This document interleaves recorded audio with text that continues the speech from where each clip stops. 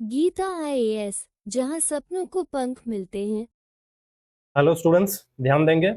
देखिए, हमने अभी पॉलिटी का पार्ट 1 पार्ट 2 कर लिया है। अब ये फाइनल पार्ट है और इसमें हम पूरा पॉलिटी रिवीजन कर लेंगे। पहला पार्ट 4 घंटे का, दूसरा पार्ट 4.5 घंटे का, ये 2 घंटे का होगा, क्योंकि हमें आज बहुत ही ज़्यादा कुछ देखना नहीं है। लगभग मेजर चीज़ें हमने रिवाइज कर लिया है। बस हमें कुछ संस्थाएं देखना है, कुछ आयोग देखना है, बस उसका रिवीजन करके कंप्लीट कर लेंगे। देखिए, एआई टूल का इस्तेमाल करके कितना स्मार्ट तरीके से हम रिवीजन कर सकते हैं, स्प्रिंट मार सकते हैं। लोग मैराथन करते हैं, हमने स्प्रिंट मारा है। मतलब पॉलिटी इतना बड़ा सब्जेक्ट है, इतना चीज़ें समझनी पड़ती है, और हमने इसको एआई टूल का इस्तेमाल करके सारी चीज़ें समझी भी हैं और अच्छे से रिवाइज भी किया। एक एक आर्टिकल रिवाइज किया है और एक एक डिस्प्यूट देखा है हमने। ठीक है, तो आज का एजेंडा क्या है क्लास का? आज हम क्या देखने वाले हैं? आज ये फाइनल चैप्टर आज फाइनल हो जाएगा। आज पॉलिटी कंप्लीट कर लेंगे, फिर हम नेक्स्ट रिवीजन करेंगे, साइंस एंड टेक का रिवीजन करेंगे उसके बाद, क्योंकि वो भी मेजर रोल प्ले करता है और वहाँ से बहुत सारे क्वेश्चन डायरेक्ट आते हैं। अगर आपको आता है तो तुरंत आप कर लेंगे, नहीं आता है तो फिर छोड़ना पड़ जाएगा, उसमें कोई आप लॉजिक नहीं लगाते ज़्यादा। देखिए, आज देखना क्या है। अब हम निर्वाचन आयोग देखेंगे, संघ लोक सेवा आयोग देखेंगे, राष्ट्रीय अनुसूचित जाति आयोग देखेंगे, राष्ट्रीय अनुसूचित जनजाति आयोग देखेंगे, राष्ट्रीय पिछड़ा वर्ग आयोग देखेंगे, राष्ट्रीय मानवाधिकार आयोग देखेंगे, केंद्रीय सूचना आयोग देखेंगे, केंद्रीय सतर्कता आयोग देखेंगे, राष्ट्रीय अल्पसंख्यक आयोग देखेंगे। ठीक है, ये चीजें बस इतना ही करना है हमें। इसको बस समझना है, रिवाइज करना है, एंड देन कंप्लीट। और इसके बाद हमें क्लोज करके अगले चैप्टर पे, अगले सब्जेक्ट का रिवीजन करना है। ठीक है, तो बहुत ही जल्दी जल्दी करना है। एक एक दिन आपका बहुत ही इंपॉर्टेंट है यार। चलिए शुरू करते हैं फिर। भारत का निर्वाचन आयोग क्या है? भारत का निर्वाचन आयोग एक स्वतंत्र और संवैधानिक निकाय है जो भारत में चुनावों को निष्पक्ष और सुचारू ढंग से संपन्न कराने के लिए जिम्मेदार है। क्या आप इस बारे में कुछ खास जानना चाहते हैं, जैसे मुझे इसके कार्य? मुझे आर्टिकल 324 के बारे में बताना। अनुच्छेद 324 भारत के संविधान का एक महत्वपूर्ण अनुच्छेद है जो निर्वाचन आयोग को शक्तियां प्रदान करता है। ये कहता है कि निर्वाचक नामावली तैयार करना, चुनावों का अधीक्षण, निर्देशन और नियंत्रण करना, ये सभी कार्य निर्वाचन आयोग के अधीन होंगे। क्या आप इस बारे में कुछ और जानना चाहते हैं?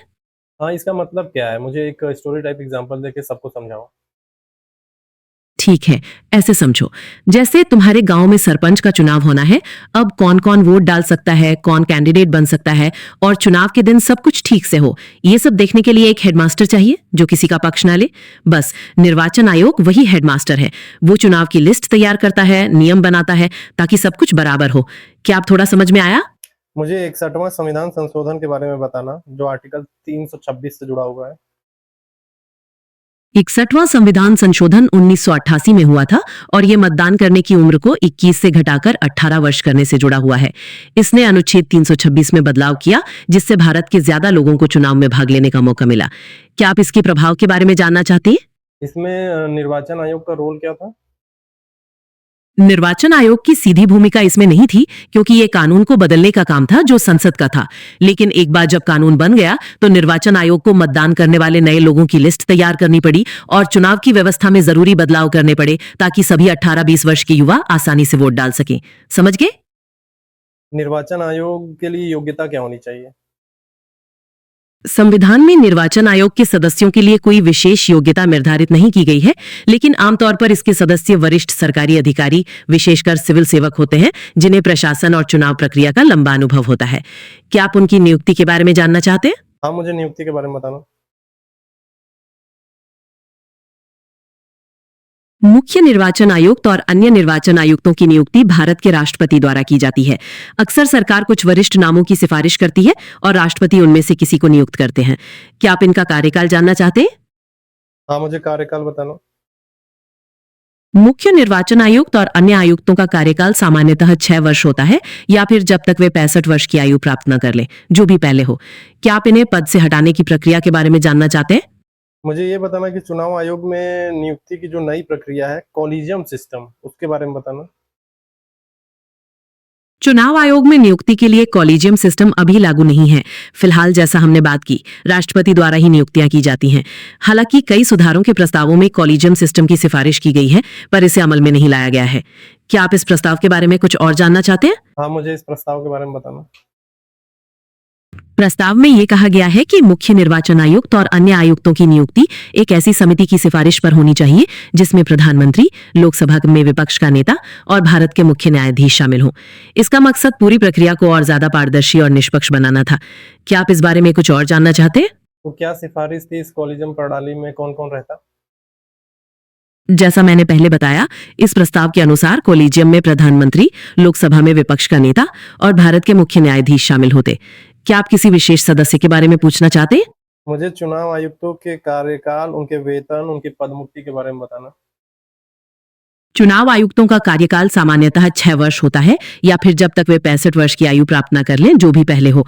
उनका वेतन और भत्ते भारत के सर्वोच्च न्यायालय के न्यायाधीशों के बराबर होते हैं और उन्हें पद से हटाने की प्रक्रिया वैसी ही है जैसी सर्वोच्च न्यायालय के न्यायाधीशों के लिए, यानी महाभियोग द्वारा। क्या आप इस बारे में कुछ और विस्तार से जानना चाहते हैं? मुझे इनके कार्य और शक्तियों के बारे में बताना। निर्वाचन आयोग के मुख्य कार्य और शक्तियों में शामिल हैं निर्वाचक नामावली तैयार करना, चुनावों का अधीक्षण, निर्देशन और नियंत्रण करना, चुनाव की तारीखों का ऐलान करना, राजनीतिक दलों को मान्यता देना और उन्हें चुनाव चिन्ह आवंटित करना और चुनाव खर्चों की निगरानी करना। इसके पास आचार संहिता लागू करने और उल्लंघन करने वालों पर कार्रवाई करने की भी शक्ति होती है। क्या आप इनमें से किसी विशेष कार्य के बारे में जानना चाहते हैं? मुझे ये बताना कि राजनीतिक दलों को नेशनल पार्टी व राज्य स्तरीय दल का दर्जा कैसे दिया जाता है चुनाव आयोग द्वारा? चुनाव आयोग राजनीतिक दलों को नेशनल और राज्य स्तरीय दल का दर्जा विशेष मानदंडों के आधार पर देता है। राज्य स्तरीय दर्जा प्राप्त करने के लिए किसी दल को राज्य में हुए पिछले चुनावों में एक निश्चित प्रतिशत वोट प्राप्त करने होते हैं या फिर कुछ सीटें जीतनी होती हैं।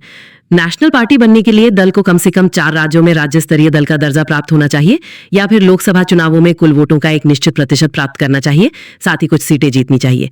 क्या आप इनमें से किसी मानदंड को विस्तार से समझना चाहते हैं? हाँ, मुझे बताना एग्जाम्पल के साथ, नंबर वाला। ठीक है। उदाहरण के लिए एक राज्य स्तरीय दल बनने के लिए किसी दल को पिछले राज्य विधानसभा चुनाव में कम से कम 6% वोट हासिल करने चाहिए और साथ ही 2 सीटें जीतनी चाहिए। वहीं नेशनल पार्टी बनने के लिए एक तरीका यह है कि उस दल को कम से कम 4 राज्यों में लोकसभा या विधानसभा चुनावों में 6% वोट मिले और साथ ही लोकसभा की कम से कम 4 सीटें जीतनी चाहिए। क्या ये नंबर आपको समझने में मदद कर रहे हैं? मुझे कोई स्टोरी टाइप एग्जांपल लेना इसको समझाने के लिए। ठीक है, कहानी सुनो। मान लो कमल दल नाम की एक पार्टी है जो सिर्फ एक राज्य में चुनाव लड़ती है। इस बार उसने बहुत मेहनत की और राज्य के विधानसभा चुनाव में 7% वोट हासिल किए और 3 सीटें जीती। तो चुनाव आयोग ने उसे राज्य स्तरीय दल का दर्जा दे दिया। अब कमल दल ने सोचा कि उसे और आगे बढ़ना चाहिए। उसने 3 और राज्यों में चुनाव लड़े, वहां भी अच्छे वोट पाए और वहां भी उसे राज्य स्तरीय दल का दर्जा मिल गया। क्योंकि अब वो 4 राज्यों में राज्य स्तरीय दल बन गया, तो चुनाव आयोग ने कमल दल को नेशनल पार्टी का दर्जा दे दिया। समझ गए? ये 7%, 6% को समझाना तो। कहानी में जब कमल दल ने 7% वोट हासिल किए, इसका मतलब ये हुआ कि जितने भी लोगों ने वोट डाले, उनमें से 7% वोट कमल दल के खाते में गए। ये शर्त राज्य स्तरीय दर्जा पाने के लिए काफी थी, क्योंकि न्यूनतम 6% की जरूरत थी। नेशनल पार्टी बनने के लिए भी कई राज्यों में ये 6% का आंकड़ा जरूरी है। क्या अब ये प्रतिशत समझ में आ गया? निर्वाचन आयोग सलाह भी देता है क्या? किसको देता है अगर सलाह देता है तो? हाँ, निर्वाचन आयोग सलाह देता है। वो राष्ट्रपति और राज्यपालों को सलाह देता है जब विधानसभा या संसद के सदस्यों की अयोग्यता का प्रश्न उठता है। क्या आप किसी विशेष सलाह के बारे में जानना चाहते हैं? मुझे स्पेशली ये बताओ कि राज्य स्तरीय दल का अगर दर्जा पाना है तो क्या क्या शर्तें हैं? राज्य स्तरीय दल का दर्जा पाने के लिए कुछ शर्तें हैं, जिनमें से कोई एक पूरी करनी होती है। पिछले राज्य विधानसभा चुनाव में कम से कम 6% वोट हासिल करना और साथ ही 2 सीटें जीतना। पिछले लोकसभा चुनाव में राज्य में कम से कम 6% वोट हासिल करना और साथ ही 1 सीट जीतना। राज्य विधानसभा चुनाव में कुल सीटों का कम से कम 3% हासिल करना या फिर 3 सीटें, जो भी अधिक हो। राज्य के लिए लोकसभा की प्रत्येक 25 सीटों में से 1 सीट जीतना या फिर उस अनुपात में सीटें जीतना। क्या इनमें से किसी शर्त को आप विस्तार से समझना चाहते हैं? ये पिछले राज्य विधानसभा चुनाव, पिछले लोकसभा चुनाव का क्या मतलब है? पिछले राज्य विधानसभा चुनाव का मतलब ये है कि उस राज्य में जो सबसे आखिर में विधायकों के चुनाव हुए थे, और पिछले लोकसभा चुनाव का मतलब ये है कि देश भर में जो सबसे आखिर में सांसदों के चुनाव हुए थे। क्या आप इन चुनावों के बारे में कुछ और जानना चाहते हैं? थोड़ा इसका एग्जांपल लेके समझाना, स्टोरी टाइप। ठीक है, ऐसे समझो। एक गांव में हर साल सरपंच का चुनाव होता है, उसे आप विधानसभा चुनाव मान लो। और हर 5 साल में पूरे देश के लिए एक बड़ी पंचायत चुनी जाती है, उसे आप लोकसभा चुनाव मान लो। अब किसान पार्टी को अगर राज्य स्तरीय दल बनना है तो उसे सरपंच के पिछले चुनाव में कुछ खास वोट पाए होने चाहिए थे, या फिर लोकसभा के पिछले चुनाव में उस राज्य से अच्छे वोट मिले होने चाहिए थे। समझ गए? राष्ट्रीय दल का दर्जा पाने के लिए क्या शर्तें हैं? ठीक है, एक कहानी और। मान लो विकास दल नाम की एक पार्टी है जो कई राज्यों में काम करती है। नेशनल पार्टी बनने के लिए उसके पास कुछ शर्तें होनी चाहिए। एक तरीका यह है कि उसे कम से कम 4 राज्यों में राज्य स्तरीय दल का दर्जा मिला हो, जैसे अपने राज्य में मिले वोटों के आधार पर। दूसरा तरीका यह है कि पिछले लोकसभा चुनाव में उसे देश भर में कुल वोटों का कम से कम 6% मिला हो और साथ ही 4 सांसद भी जीते हों। तीसरा तरीका यह है कि लोकसभा की कुल सीटों में से 2% सीटें हासिल की हों और ये सीटें कम से कम 3 अलग अलग राज्यों से जीती गई हों। क्या आप शर्तें थोड़ी साफ हुई? मॉडल कोड ऑफ कंडक्ट क्या है? मॉडल कोड ऑफ कंडक्ट, जिसे आचार संहिता भी कहते हैं, चुनाव आयोग द्वारा जारी किए गए दिशा निर्देशों का एक समूह है। ये बताता है कि राजनीतिक दलों और उम्मीदवारों को चुनाव के दौरान कैसा व्यवहार करना चाहिए ताकि चुनाव निष्पक्ष और शांतिपूर्ण तरीके से हो सके। क्या आप इसके प्रमुख बिंदुओं के बारे में जानना चाहते हैं? हाँ, मुझे बताना। आचार संहिता में कई बातें शामिल हैं, जैसे धार्मिक स्थलों या समुदायों के बीच तनाव पैदा करने वाले भाषणों से बचना, मतदाताओं को रिश्वत या लालच न देना, सरकारी मशीनरी या संसाधनों का दुरुपयोग न करना और दूसरी पार्टियों की आलोचना केवल उनकी नीतियों तक सीमित रखना। क्या आप इनमें से किसी खास बिंदु पर विस्तार से जानना चाहते हैं? टीएन शेषन का कोई रोल था इसमें? हाँ बिल्कुल।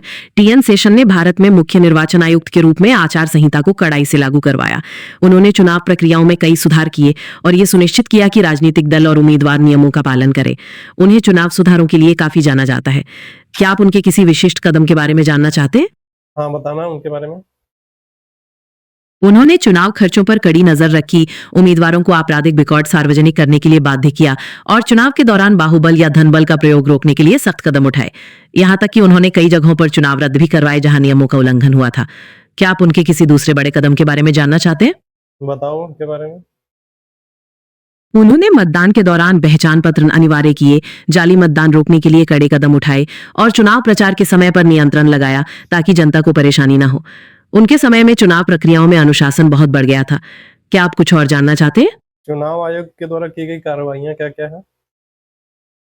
चुनाव आयोग आचार संहिता का उल्लंघन करने वालों पर कई तरह की कार्रवाइयां कर सकता है, जैसे नोटिस जारी करना, चुनाव प्रचार पर प्रतिबंध लगाना, उम्मीदवार की उम्मीदवारी रद्द करना या फिर गंभीर मामलों में आपराधिक मुकदमा दर्ज करवाना। क्या आप इनमें से किसी खास कार्रवाई के बारे में जानना चाहते हैं? निर्वाचन आयोग से संबंधित मुद्दे क्या है, विवाद क्या है, क्या आलोचनाएं हैं? निर्वाचन आयोग से जुड़े कुछ बड़े मुद्दों में शामिल हैं ईवीएम पर सवाल, चुनाव खर्चों की निगरानी, आचार संहिता को निष्पक्ष तरीके से लागू करना और इसकी नियुक्ति प्रक्रिया की स्वायत्तता। कई बार इस पर राजनीतिक दबाव के आरोप भी लगते हैं। क्या आप इनमें से किसी विशिष्ट मुद्दे पर विस्तार से जानना चाहते हैं? वन नेशन वन इलेक्शन क्या है? वन नेशन वन इलेक्शन का मतलब यह है कि देश भर में लोकसभा और राज्यों की विधानसभाओं के चुनाव एक साथ कराए जाएं। इसका उद्देश्य बार बार होने वाले चुनावों के खर्चों को कम करना और प्रशासनिक दबाव को कम करना होता है। क्या आप इसके फायदे और चुनौतियों के बारे में जानना चाहते हैं? हाँ, मुझे बताना। इसके फायदों में गिनाए जाते हैं कि चुनावों पर होने वाला खर्च कम होगा, सरकारी कर्मचारियों को बार बार चुनाव ड्यूटी नहीं करनी पड़ेगी और विकास कार्य बार बार आदर्श आचार संहिता के कारण नहीं रुकेंगे। वहीं चुनौतियों में ये माना जाता है कि इसके लिए संविधान में कई बड़े बदलाव करने पड़ेंगे, क्षेत्रीय दल राष्ट्रीय मुद्दों के प्रभाव में दब सकते हैं और अगर कोई सरकार बीच में गिर जाती है तो फिर से चुनाव का प्रबंधन कैसे होगा? क्या आप इस पर कुछ और सोचना चाहते हैं? इसके पक्ष में और इसके विपक्ष में क्या तर्क है? पक्ष में तर्क यही है कि इससे पैसों की बचत होगी, बार बार प्रशासन नहीं रुकेगा और सरकार को विकास कार्यों पर ध्यान केंद्रित करने का समय मिलेगा। विपक्ष में तर्क यह है कि इससे राष्ट्रीय दल क्षेत्रीय दलों पर हावी हो सकते हैं, संविधान में बड़े बदलाव करने पड़ेंगे और यदि कोई सरकार बीच में गिर जाती है तो उसका प्रबंधन कठिन हो जाएगा। क्या आप किसी विशिष्ट पहलू पर और जानना चाहते हैं? जो वन नेशन वन इलेक्शन का जो कॉन्सेप्ट है, इस कॉन्सेप्ट पे पहले कभी चुनाव हुआ था इंडिया में? हाँ, भारत में पहले इस तरह के चुनाव हुए थे।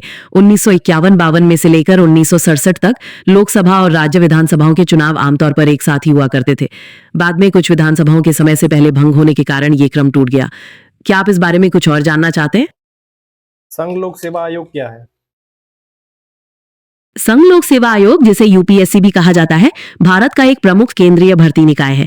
ये अखिल भारतीय सेवाओं और केंद्रीय सेवाओं के ग्रुप ए और बी पदों के लिए चयन परीक्षाएं आयोजित करता है। क्या आप इसके कार्यों के बारे में कुछ खास जानना चाहते हैं? इसका कॉन्स्टिट्यूशनल स्टेटस क्या है? हाँ, यूपीएससी को संवैधानिक दर्जा प्राप्त है। भारत के संविधान के अनुच्छेद 315 के तहत इसकी स्थापना की गई थी। इसका मतलब यह है कि इसकी शक्तियां और कार्य सीधे संविधान द्वारा परिभाषित किए गए हैं, जिससे इसे स्वतंत्रता और निष्पक्षता मिलती है। क्या आप इस बारे में और कुछ जानना चाहते हैं? ये किस भाग में है, कितने चैप्टर में डिवाइड है ये? यूपीएससी के बारे में प्रावधान संविधान के भाग 14 में दिए गए हैं। ये भाग चुनाव आयोग संबंधी प्रावधानों से अलग है। इसमें कोई अलग चैप्टर नहीं है, बल्कि अनुच्छेद 315 से लेकर 323 तक लोक सेवा आयोगों के बारे में विस्तार से बताया गया है। क्या आप किसी विशिष्ट अनुच्छेद के बारे में जानना चाहते हैं? तो आर्टिकल 308 से लेकर 314 तक और आर्टिकल 315 से 323 तक क्या है? अनुच्छेद 308 से 314 तक भारत में सेवाओं, खासतौर पर संघ और राज्यों के अधीन आने वाली सेवाओं के बारे में बताया गया है, जैसे अखिल भारतीय सेवाएं और उनकी शर्तें। वहीं अनुच्छेद 315 से 323 तक संघ लोक सेवा आयोग और राज्य लोक सेवा आयोगों के गठन, उनके कार्य, उनकी नियुक्तियां और रिपोर्ट के बारे में विस्तार से बताया गया है। क्या आप इनमें से किसी विशिष्ट अनुच्छेद के बारे में कुछ और जानना चाहते हैं? मुझे आर्टिकल 315 के बारे में बताना। अनुच्छेद 315 में कहा गया है कि संघ के लिए एक लोक सेवा आयोग और प्रत्येक राज्य के लिए एक लोक सेवा आयोग होगा। ये संघ और राज्यों के लिए भर्ती करने वाली स्वतंत्र संस्थाओं के गठन का आधार प्रदान करता है।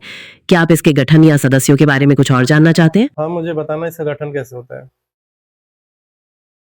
संघ लोक सेवा आयोग यूपीएससी का गठन राष्ट्रपति द्वारा किया जाता है। इसमें एक अध्यक्ष और कुछ अन्य सदस्य होते हैं, जिनकी संख्या राष्ट्रपति तय करते हैं। आमतौर पर इन सदस्यों के पास लोक सेवा या प्रशासन का लंबा अनुभव होता है। क्या आप इनके कार्यकाल या सेवा शर्तों के बारे में जानना चाहते हैं? मुझे यूपीएससी की रचना बताओ। यूपीएससी में एक अध्यक्ष और 10 तक सदस्य हो सकते हैं। हालांकि ये संख्या समय समय पर बदल सकती है। इनकी नियुक्ति राष्ट्रपति द्वारा की जाती है और लगभग आधे सदस्यों के पास लोक सेवा या सरकारी कार्य का कम से कम 10 वर्ष का अनुभव होता है। क्या आप इनके कार्यकाल या हटाने की प्रक्रिया के बारे में जानना चाहते हैं? मुझे योग्यता बताना इनकी और कार्यकाल भी बताना। संविधान में यूपीएससी के अध्यक्ष और सदस्यों के लिए कोई विशेष योग्यता निर्धारित नहीं की गई है, लेकिन आमतौर पर इनमें से लगभग आधे सदस्यों के पास लोक सेवा या सरकारी कार्य का कम से कम 10 वर्ष का अनुभव होता है। इनका कार्यकाल सामान्यतः 6 वर्ष होता है, या फिर जब तक वे 65 वर्ष की आयु प्राप्त न कर लें, जो भी पहले हो। क्या आप इनके वेतन और भत्तों के बारे में जानना चाहते हैं? मुझे इनके वेतन और भत्ते के बारे में बताना। यूपीएससी के अध्यक्ष और सदस्यों के वेतन और भत्ते भारत के संचित निधि पर भारित होते हैं। आमतौर पर इनका वेतन और सेवा शर्तें भारत के सर्वोच्च न्यायालय के न्यायाधीशों के समकक्ष रखी जाती हैं। क्या आप इनके कार्यों या रिपोर्टिंग के बारे में जानना चाहते हैं? हाँ, मुझे इनके कार्य के बारे में बताना, रिपोर्टिंग के बारे में भी। यूपीएससी का मुख्य कार्य सिविल सेवाओं के लिए भर्ती परीक्षाएं आयोजित करना और नियुक्तियों, पदोन्नतियों और अनुशासनात्मक मामलों में सरकार को सलाह देना है। रिपोर्टिंग के मामले में यह हर साल अपनी गतिविधियों का एक वार्षिक प्रतिवेदन राष्ट्रपति को प्रस्तुत करता है, जिसे फिर संसद के पटल पर रखा जाता है। क्या आप इनमें से किसी विशिष्ट कार्य के बारे में और जानना चाहते हैं? मुझे इनके पद मुक्ति के बारे में बताना कि किन किन आधार पर इनकी पद मुक्ति हो सकती है। यूपीएससी के अध्यक्ष या सदस्यों को पद से हटाने की प्रक्रिया थोड़ी जटिल है। इन्हें राष्ट्रपति द्वारा निम्नलिखित आधारों पर हटाया जा सकता है: दिवालिया घोषित हो जाने पर, अपने कार्यकाल के दौरान कोई वेतनभोगी रोजगार प्राप्त करने पर, राष्ट्रपति की राय में मानसिक या शारीरिक रूप से अक्षम हो जाने पर। इसके अलावा दुर्व्यवहार के आधार पर भी हटाया जा सकता है, लेकिन इसके लिए सुप्रीम कोर्ट की जांच और सिफारिश की जरूरत पड़ती है। क्या आप दुर्व्यवहार की परिभाषा जानना चाहते हैं? मुझे दुर्व्यवहार या साबित कदाचार का मतलब समझाना। दुर्व्यवहार का मतलब होता है किसी के साथ बुरा व्यवहार करना, जैसे गाली गलौज करना, मार पिटाई करना या अपमानित करना। और साबित कदाचार का मतलब होता है जब किसी पर लगे गलत काम के आरोपों को सबूतों के साथ सच साबित कर दिया जाता है। ये अक्सर कानूनी मामलों या नौकरी से जुड़े मामलों में इस्तेमाल किया जाता है। क्या आप इनके बारे में कुछ खास जानना चाहते हैं? यूपीएससी की स्वतंत्रता सुनिश्चित करने वाले प्रावधान कौन कौन से हैं? यूपीएससी की स्वतंत्रता सुनिश्चित करने के लिए कई प्रावधान किए गए हैं। जैसे उनके सदस्यों का कार्यकाल निश्चित होता है, उन्हें सिर्फ विशेष प्रक्रिया द्वारा हटाया जा सकता है, उनकी सेवा शर्तों में उनके कार्यकाल के दौरान कोई बदलाव नहीं किया जा सकता, और उनके खर्चे भारत की संचित निधि पर भारित होते हैं। क्या आप इनमें से किसी खास प्रावधान पर और जानना चाहते हैं? वो विशेष प्रक्रिया क्या है जिसके द्वारा हटाया जाता है? यूपीएससी के अध्यक्ष या सदस्यों को राष्ट्रपति द्वारा हटाया जा सकता है, लेकिन कुछ विशेष परिस्थितियों में ही, जैसे अगर वो दिवालिया हो जाएं, किसी अन्य लाभ के पद पर कार्य करने लगें या शारीरिक या मानसिक रूप से अक्षम हो जाएं। कदाचार के मामले में राष्ट्रपति मामले को सुप्रीम कोर्ट भेजते हैं। अगर सुप्रीम कोर्ट जांच के बाद हटाने की सिफारिश करता है, तभी उन्हें हटाया जा सकता है। क्या ये प्रक्रिया स्पष्ट हो गई? राष्ट्रीय अनुसूचित जाति आयोग, national commission for scheduled caste, ये क्या है?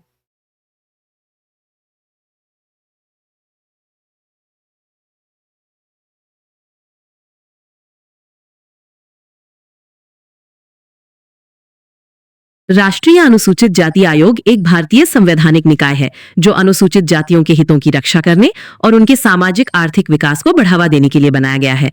ये आयोग समुदाय से जुड़ी शिकायतों की जांच करता है, उन्हें सलाह देता है और उनकी प्रगति पर राष्ट्रपति को रिपोर्ट प्रस्तुत करता है। क्या आप इस आयोग के कार्यों या शक्तियों के बारे में कुछ जानना चाहते हैं? इसका कॉन्स्टिट्यूशनल स्टेटस क्या है? इसका संवैधानिक स्टेटस ये है कि इसे संविधान के अनुच्छेद 338 के तहत स्थापित किया गया था। मूल रूप से ये एक बहुसदस्यीय आयोग बनाने का प्रावधान था, लेकिन बाद में 89वें संविधान संशोधन द्वारा इसे राष्ट्रीय अनुसूचित जाति आयोग और राष्ट्रीय अनुसूचित जनजाति आयोग में विभाजित कर दिया गया। क्या आप इस संशोधन के बारे में कुछ विशेष जानना चाहते हैं? हाँ, मुझे इन संशोधन के बारे में बताना, ऐसा क्यों किया गया?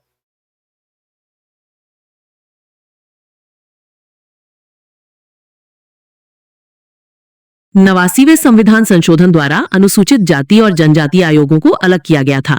ऐसा इसलिए किया गया ताकि दोनों समुदायों की विशिष्ट समस्याओं और जरूरतों पर बेहतर ध्यान दिया जा सके। दोनों आयोग अब स्वतंत्र रूप से कार्य करते हैं और अपनी संबंधित समुदायों की प्रगति पर ध्यान देते हैं। क्या आप किसी खास आयोग के बारे में और जानना चाहते हैं? तो मुझे इसका कॉन्स्टिट्यूशनल स्टेटस बताना, जब स्प्लिट हुआ तो उसके बाद कौन कौन से आर्टिकल में रखा गया? स्प्लिट होने के बाद राष्ट्रीय अनुसूचित जाति आयोग को संविधान के अनुच्छेद 338 में रखा गया, जबकि राष्ट्रीय अनुसूचित जनजाति आयोग को एक नए अनुच्छेद 338 ए में शामिल किया गया। राष्ट्रीय अनुसूचित जाति आयोग, national commission for scheduled caste का कॉन्स्टिट्यूशनल स्टेटस बताना। राष्ट्रीय अनुसूचित जाति आयोग एक संवैधानिक निकाय है। इसे भारतीय संविधान के अनुच्छेद 338 के तहत स्थापित किया गया था। इसका काम है अनुसूचित जातियों के हितों की रक्षा करना और उनके कल्याण के लिए उपाय करना।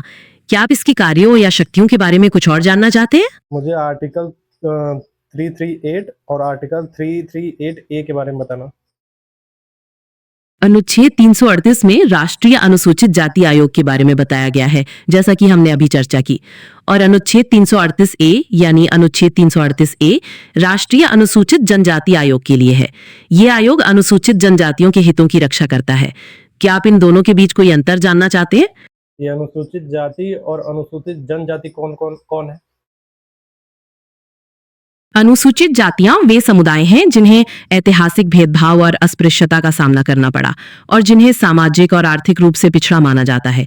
अनुसूचित जनजातियां वे समुदाय हैं जो पारंपरिक तौर पर समाज की मुख्य धारा से दूर रहे हैं और जिनकी अपनी विशिष्ट संस्कृति, भाषा और जीवन शैली है। संविधान में इन समुदायों की सूची दी गई है जो समय समय पर अपडेट होती रहती है। क्या आप इनमें से किसी विशेष समूह के बारे में जानना चाहते हैं? 65वां संविधान संशोधन के बारे में मुझे बताना। 65वां संविधान संशोधन जो 1990 में हुआ था, बहुत महत्वपूर्ण है। इसी संशोधन के द्वारा राष्ट्रीय अनुसूचित जाति और अनुसूचित जनजाति आयोग को एक बहुसदस्यीय निकाय बनाया गया और इसे संवैधानिक दर्जा मिला। इससे पहले इन समुदायों के लिए एक विशेष अधिकारी होता था। क्या आप इस संशोधन के बारे में कुछ और जानना चाहते हैं? मुझे इसकी संरचना बताना। मूल रूप से इसमें एक अध्यक्ष, एक उपाध्यक्ष और 5 सदस्य होते हैं, लेकिन बाद में जब ये दोनों आयोग अलग अलग हो गए तो प्रत्येक आयोग में एक अध्यक्ष, एक उपाध्यक्ष और 3 सदस्य होते हैं जिनकी नियुक्ति राष्ट्रपति करते हैं। क्या आप सदस्यों के कार्यकाल या सेवा शर्तों के बारे में जानना चाहते हैं? हाँ, मुझे बताना कार्यकाल और सेवा शर्तें। आमतौर पर इन आयोगों के अध्यक्ष, उपाध्यक्ष और सदस्यों का कार्यकाल 3 साल का होता है। इनकी सेवा शर्तें जैसे वेतन और भत्ते राष्ट्रपति द्वारा निर्धारित की जाती हैं। क्या आप इनके कार्यों के बारे में विस्तार से जानना चाहते हैं? हाँ, मुझे विस्तार से इनके कार्य और शक्तियों के बारे में बताना। इन आयोगों के मुख्य कार्यों में शामिल है अनुसूचित जातियों या जनजातियों के अधिकारों के हनन की शिकायतों की जांच करना, उनके संरक्षण, कल्याण और विकास के लिए बने कानूनों की निगरानी करना, सरकार को इन मुद्दों पर सलाह देना और वार्षिक रिपोर्ट राष्ट्रपति को प्रस्तुत करना। शक्तियों की बात करें तो इनके पास सिविल कोर्ट जैसी शक्तियां होती हैं, जैसे किसी व्यक्ति को समन भेजना, गवाही लेना या दस्तावेजों की मांग करना। क्या कोई विशिष्ट पहलू जानना चाहते हैं? मुझे 102वां संविधान संशोधन के बारे में बताना।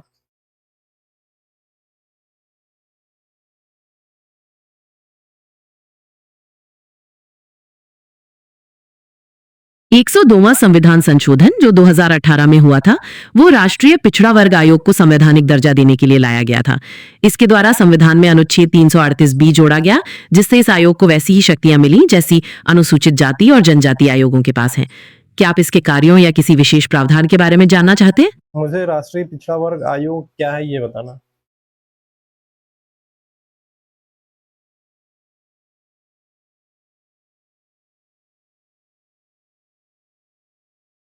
राष्ट्रीय पिछड़ा वर्ग आयोग एक संवैधानिक निकाय है जो सामाजिक और आर्थिक रूप से पिछड़े वर्गों के हितों की रक्षा करता है। इसका काम है इन वर्गों के विकास के लिए नीतियां बनाना और उनके कल्याण के उपायों की सिफारिश करना। जैसा कि हमने बताया, इसे 102वें संविधान संशोधन द्वारा संवैधानिक दर्जा मिला। क्या आप इस बारे में कुछ और जानना चाहते हैं? पिछड़ा वर्ग कौन है, कौन आते हैं इसमें?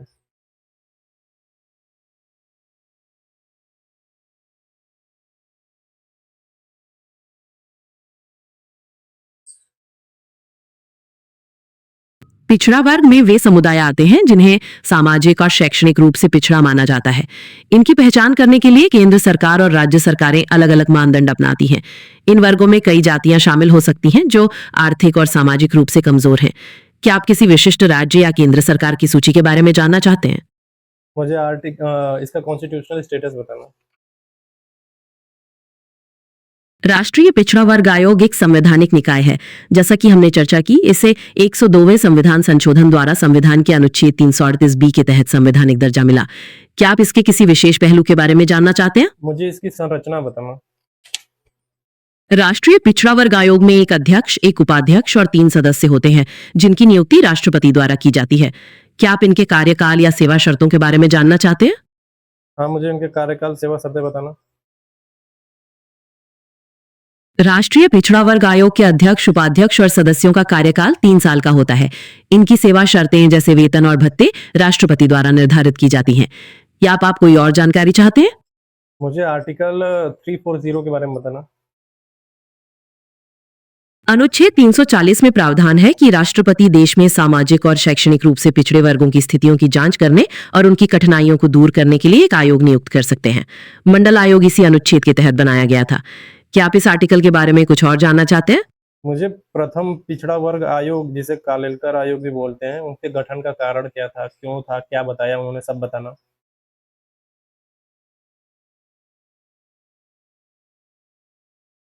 कालेलकर आयोग जो 1953 में बना था, उसका गठन देश में सामाजिक और शैक्षणिक रूप से पिछड़े वर्गों की पहचान करने और उनकी स्थितियों की जांच करने के लिए किया गया था। आयोग ने 1955 में अपनी रिपोर्ट सौंपी। उन्होंने जाति को पिछड़ेपन का मुख्य आधार माना और कई सिफारिशें की, जैसे सरकारी नौकरियों में आरक्षण। हालांकि इन सिफारिशों पर उस समय खास कार्यवाही नहीं हुई। क्या आप इस बारे में और कुछ जानना चाहते हैं? फिर सेकंड पिछड़ा वर्ग आयोग या मंडल आयोग का गठन किया गया, तो उन्होंने क्या आधार माना और क्या क्या हुआ उसमें बताना।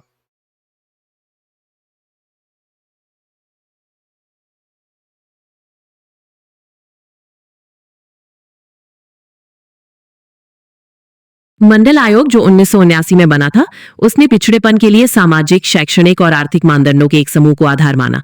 आयोग ने 1980 में अपनी रिपोर्ट सौंपी और अन्य पिछड़े वर्गों ओबीसी के लिए सरकारी नौकरियों में 27% आरक्षण की सिफारिश की। इस सिफारिश को 1990 में लागू किया गया, जिससे काफी विवाद पैदा हुआ। क्या आप इस बारे में और कुछ जानना चाहते हैं? हाँ, मुझे विस्तार से बताना, क्या विवाद हो गया इसमें।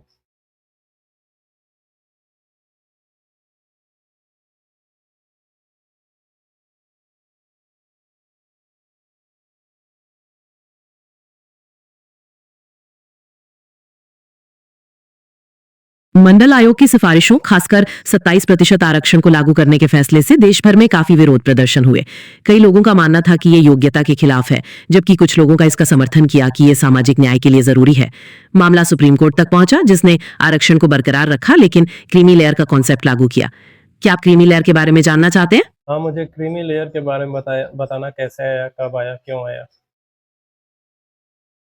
क्रीमी लेयर का मतलब है ओबीसी वर्ग के वो लोग जो आर्थिक और सामाजिक रूप से संपन्न हैं। सुप्रीम कोर्ट ने कहा कि इन लोगों को आरक्षण का लाभ नहीं मिलना चाहिए, ताकि आरक्षण का फायदा केवल उन्हीं लोगों तक पहुंचे जिन्हें इसकी वास्तव में जरूरत है। सरकार इसके लिए आय की एक सीमा तय करती है। क्या आपके मन में कोई और सवाल आ रहा है? किस केस में बोला गया ये? ये बात इंद्र साहनी बनाम भारत संघ मामले में कही गई थी, जिसे मंडल केस के नाम से भी जाना जाता है। ये 1992 में सुप्रीम कोर्ट का ऐतिहासिक फैसला था। क्या आप इस बारे में और कुछ जानना चाहते हैं? इसे मंडल केस भी क्यों बोला जाता है? इंदिरा साहनी कौन थी? इसे मंडल केस इंदिरा साहनी एक वकील थी जिन्होंने मंडल आयोग की सिफारिशों को सुप्रीम कोर्ट में चुनौती दी थी। उन्हीं की याचिका पर यह फैसला आया जो बाद में उन्हीं के नाम से प्रसिद्ध हो गया। क्या आप इस मामले के किसी खास कानूनी पहलू को समझना चाहते हैं?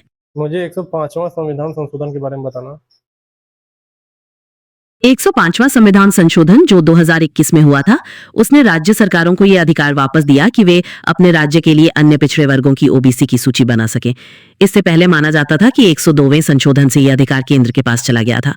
क्या आप इस बारे में कुछ और जानना चाहते हैं? हाँ, मुझे विस्तार से इसके बारे में बताना, क्या मामला है ये? दरअसल 102वें संशोधन के बाद सुप्रीम कोर्ट ने एक फैसले में कहा था कि केवल केंद्र सरकार ही ओबीसी की सूची बना सकती है। इससे राज्यों की शक्तियां कम हो गई थीं। 105वें संशोधन के द्वारा संविधान में स्पष्टीकरण जोड़ा गया ताकि राज्य अपनी सूची बनाने के लिए स्वतंत्र रहें। ये राज्यों के अधिकारों को बहाल करने के लिए लाया गया था।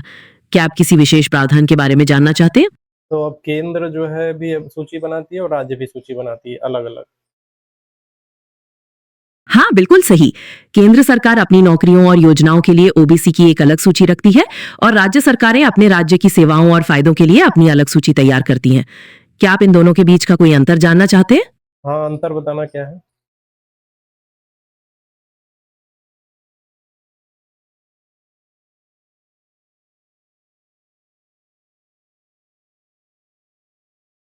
मुख्य अंतर यह है कि केंद्रीय सूची में शामिल जातियां केंद्र सरकार की नौकरियों और योजनाओं के लिए पात्र होती हैं, जबकि राज्य सूची में शामिल जातियां उस राज्य की नौकरियों और योजनाओं के लिए। कभी-कभी ऐसा भी हो सकता है कि कोई जाति केंद्र में ओबीसी हो लेकिन राज्य में नहीं, या इसका उलट। क्या आप कुछ उदाहरण चाहते हैं? हाँ, मुझे एग्जाम्पल से बताना।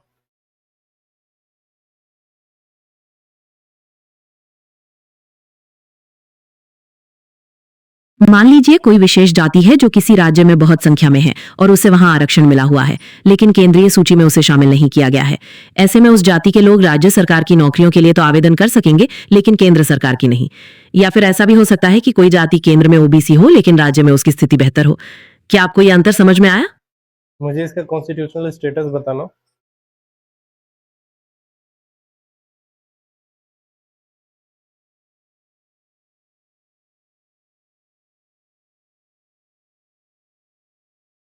किसका कॉन्स्टिट्यूशनल स्टेटस? क्या आप राष्ट्रीय पिछड़ा वर्ग आयोग के बारे में बात कर रहे हैं या किसी दूसरी चीज के बारे में? कृपया स्पष्ट करें। केंद्र की अलग लिस्ट और राज्य की अलग लिस्ट, ओबीसी लिस्ट, इसके बारे में। और कौन बनाएगा? केंद्र की ओबीसी सूची बनाने का अधिकार केंद्र सरकार को है, जबकि राज्य सरकारों को अपने राज्य के लिए अलग सूची बनाने का अधिकार है। ये स्थिति 105वें संविधान संशोधन द्वारा स्पष्ट की गई।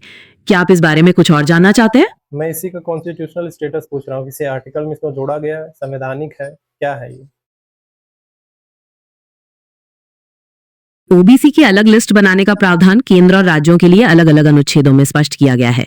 विशेष रूप से 105वें संविधान संशोधन द्वारा अनुच्छेद 342A और 366(26)C में किए गए बदलावों के माध्यम से राज्यों को अपनी सूची बनाने का संवैधानिक अधिकार मिला। क्या आप इन अनुच्छेदों के बारे में और डिटेल जानना चाहते हैं? हाँ, मुझे डिटेल में बताना।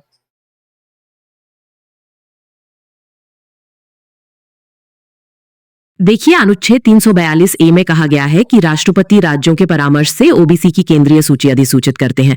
वहीं 105वें संशोधन द्वारा इसमें जोड़ा गया कि प्रत्येक राज्य या केंद्र शासित प्रदेश अपनी ओबीसी सूची बनाने के लिए स्वतंत्र है। और अनुच्छेद 366(26)C में सामाजिक और शैक्षणिक रूप से पिछड़े वर्गों की परिभाषा दी गई है। क्या आप इन अनुच्छेदों का व्यावहारिक मतलब जानना चाहते हैं? हाँ, बताना मुझे इसका व्यवहारिक मतलब। व्यावहारिक मतलब यह है कि अब दो सूचियां होंगी। अगर केंद्र सरकार केंद्रीय नौकरियों में आरक्षण देगी तो वो अपनी सूची के हिसाब से देगी, और अगर कोई राज्य सरकार अपने राज्य में आरक्षण देना चाहती है तो वो अपनी सूची का उपयोग करेगी। जरूरी नहीं है कि दोनों सूचियों में एक ही जातियां शामिल हों। क्या अब आपको ये पूरी बात समझ में आ गई? राष्ट्रीय मानवाधिकार आयोग क्या है? राष्ट्रीय मानवाधिकार आयोग एक स्वतंत्र और सांविधिक निकाय है जिसका काम मानवाधिकारों की रक्षा और उन्हें बढ़ावा देना है। ये आयोग मानवाधिकारों से संबंधित किसी भी उल्लंघन की शिकायतों की जांच करता है, जागरूकता फैलाता है और इस विषय पर अनुसंधान को प्रोत्साहित करता है। क्या आप इसके कार्यों या शक्तियों के बारे में जानना चाहते हैं? किस अधिनियम के तहत बनाया गया था, क्यों बनाया गया था, कब बनाया गया था? इसे मानवाधिकार संरक्षण अधिनियम 1993 के तहत बनाया गया था और इसका गठन 12 अक्टूबर 1993 को हुआ था। इसे इसलिए बनाया गया ताकि देश में मानवाधिकारों की सुरक्षा को और मजबूत किया जा सके और उल्लंघन के मामलों में प्रभावी कार्यवाही हो सके। क्या आप कुछ और जानना चाहते हैं? ये इस 1993 से पहले क्या सिस्टम चलता था? उससे पहले क्या मानवाधिकार नहीं था? मानवाधिकार तो हमेशा से थी, लेकिन उन्हें लागू करने और उनकी सुरक्षा के लिए कोई समर्पित राष्ट्रीय संस्था नहीं थी। मामले अदालतों द्वारा देखे जाते थे या फिर अलग अलग विभाग इन्हें संभालते थे। 1993 के अधिनियम ने इस कमी को दूर किया और एक विशेष आयोग का गठन किया। क्या आप इस बारे में और जानना चाहते हैं? इसमें कोई संशोधन वगैरह हुआ है टाइम टाइम पे? जी हाँ, इसमें संशोधन हुए हैं। जैसे 2006 में और 2019 में कुछ बड़े बदलाव किए गए। इन संशोधनों का उद्देश्य आयोग को और अधिक प्रभावी बनाना, इसकी सदस्यता में बदलाव करना और अध्यक्ष के कार्यकाल से जुड़े नियमों को बदलना था। क्या आप किसी विशेष संशोधन के बारे में जानना चाहते हैं? मानवाधिकार आयोग की संरचना के बारे में बताना। मानवाधिकार आयोग की संरचना में आमतौर पर अध्यक्ष और कुछ सदस्य होते हैं। अध्यक्ष का चयन कई तरीके से हो सकता है, अक्सर किसी समिति द्वारा, और सदस्यों की नियुक्ति भी खास प्रक्रिया के तहत की जाती है। क्या आप भारत के मानवाधिकार आयोग के बारे में जानना चाहते हैं या मैं किसी अन्य देश के? मैं भारत के मानवाधिकार आयोग की बात कर रहा हूँ। मुझे उसकी संरचना जानना है और विस्तार से जानना है। मुझे भारत के मानवाधिकार आयोग की संरचना जानना है विस्तार से। भारत के राष्ट्रीय मानवाधिकार आयोग की संरचना में अध्यक्ष और कुछ सदस्य होते हैं। अध्यक्ष मुख्य रूप से भारत के पूर्व मुख्य न्यायाधीश या उच्चतम न्यायालय के न्यायाधीश रहे होते हैं। सदस्यों में मानवाधिकार के विशेषज्ञ, कुछ न्यायिक सदस्य होते हैं और कुछ पदेन सदस्य भी होते हैं, जैसे राष्ट्रीय अल्पसंख्यक आयोग के अध्यक्ष। क्या आप इनके कार्यों के बारे में भी जानना चाहते हैं? मुझे पदेन सदस्यों के बारे में बताना कि इन पदेन सदस्यों में कौन कौन होते हैं। पदेन सदस्यों में भारत के राष्ट्रीय अल्पसंख्यक आयोग, राष्ट्रीय महिला आयोग, राष्ट्रीय अनुसूचित जाति आयोग, राष्ट्रीय अनुसूचित जनजाति आयोग, राष्ट्रीय पिछड़ा वर्ग आयोग, राष्ट्रीय बाल अधिकार संरक्षण आयोग और दिव्यांगों के लिए मुख्य आयुक्त शामिल हैं। ये सभी अपने पदों के कारण इस आयोग का हिस्सा बनते हैं।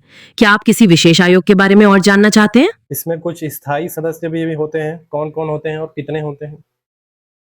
राष्ट्रीय मानवाधिकार आयोग में अध्यक्ष और कुछ सदस्य होते हैं जो पूर्णकालिक सदस्य होते हैं। उनमें एक सदस्य उच्चतम न्यायालय का न्यायाधीश रहा हो, एक सदस्य उच्च न्यायालय का मुख्य न्यायाधीश रहा हो, और 3 सदस्य ऐसे होते हैं जिन्हें मानवाधिकारों के बारे में विशेष ज्ञान या अनुभव हो, जिनमें से कम एक महिला होनी चाहिए। इसके अलावा कुछ पदेन सदस्य भी होते हैं जो विभिन्न आयोगों के अध्यक्ष होते हैं। क्या आप उनके बारे में भी जानना चाहते हैं? राष्ट्रीय मानवाधिकार आयोग जो है यूएन का जो यूडीएचआर है, जो 10 दिसंबर 1948 को बना था, उसके अनुसार है। हाँ, भारत का राष्ट्रीय मानवाधिकार आयोग यूएन के सार्वभौमिक मानवाधिकार घोषणा पत्र के सिद्धांतों के अनुरूप ही काम करता है। क्या आप इस बारे में कुछ और जानना चाहते हैं, जैसे आयोग के कार्य या उसकी शक्तियां? आयोग के जो अध्यक्ष हैं और सदस्यों की नियुक्ति कैसे होती है? राष्ट्रीय मानवाधिकार आयोग के अध्यक्ष और सदस्यों की नियुक्ति राष्ट्रपति द्वारा की जाती है, लेकिन इसके लिए एक 6 सदस्यीय समिति होती है जो नामों की सिफारिश करती है। उस समिति में प्रधानमंत्री, लोकसभा के अध्यक्ष, गृह मंत्री और संसद के दोनों सदनों के विपक्ष के नेता शामिल होते हैं। क्या आप समिति के बारे में और कुछ जानना चाहते हैं? मुझे कार्यकाल बताना।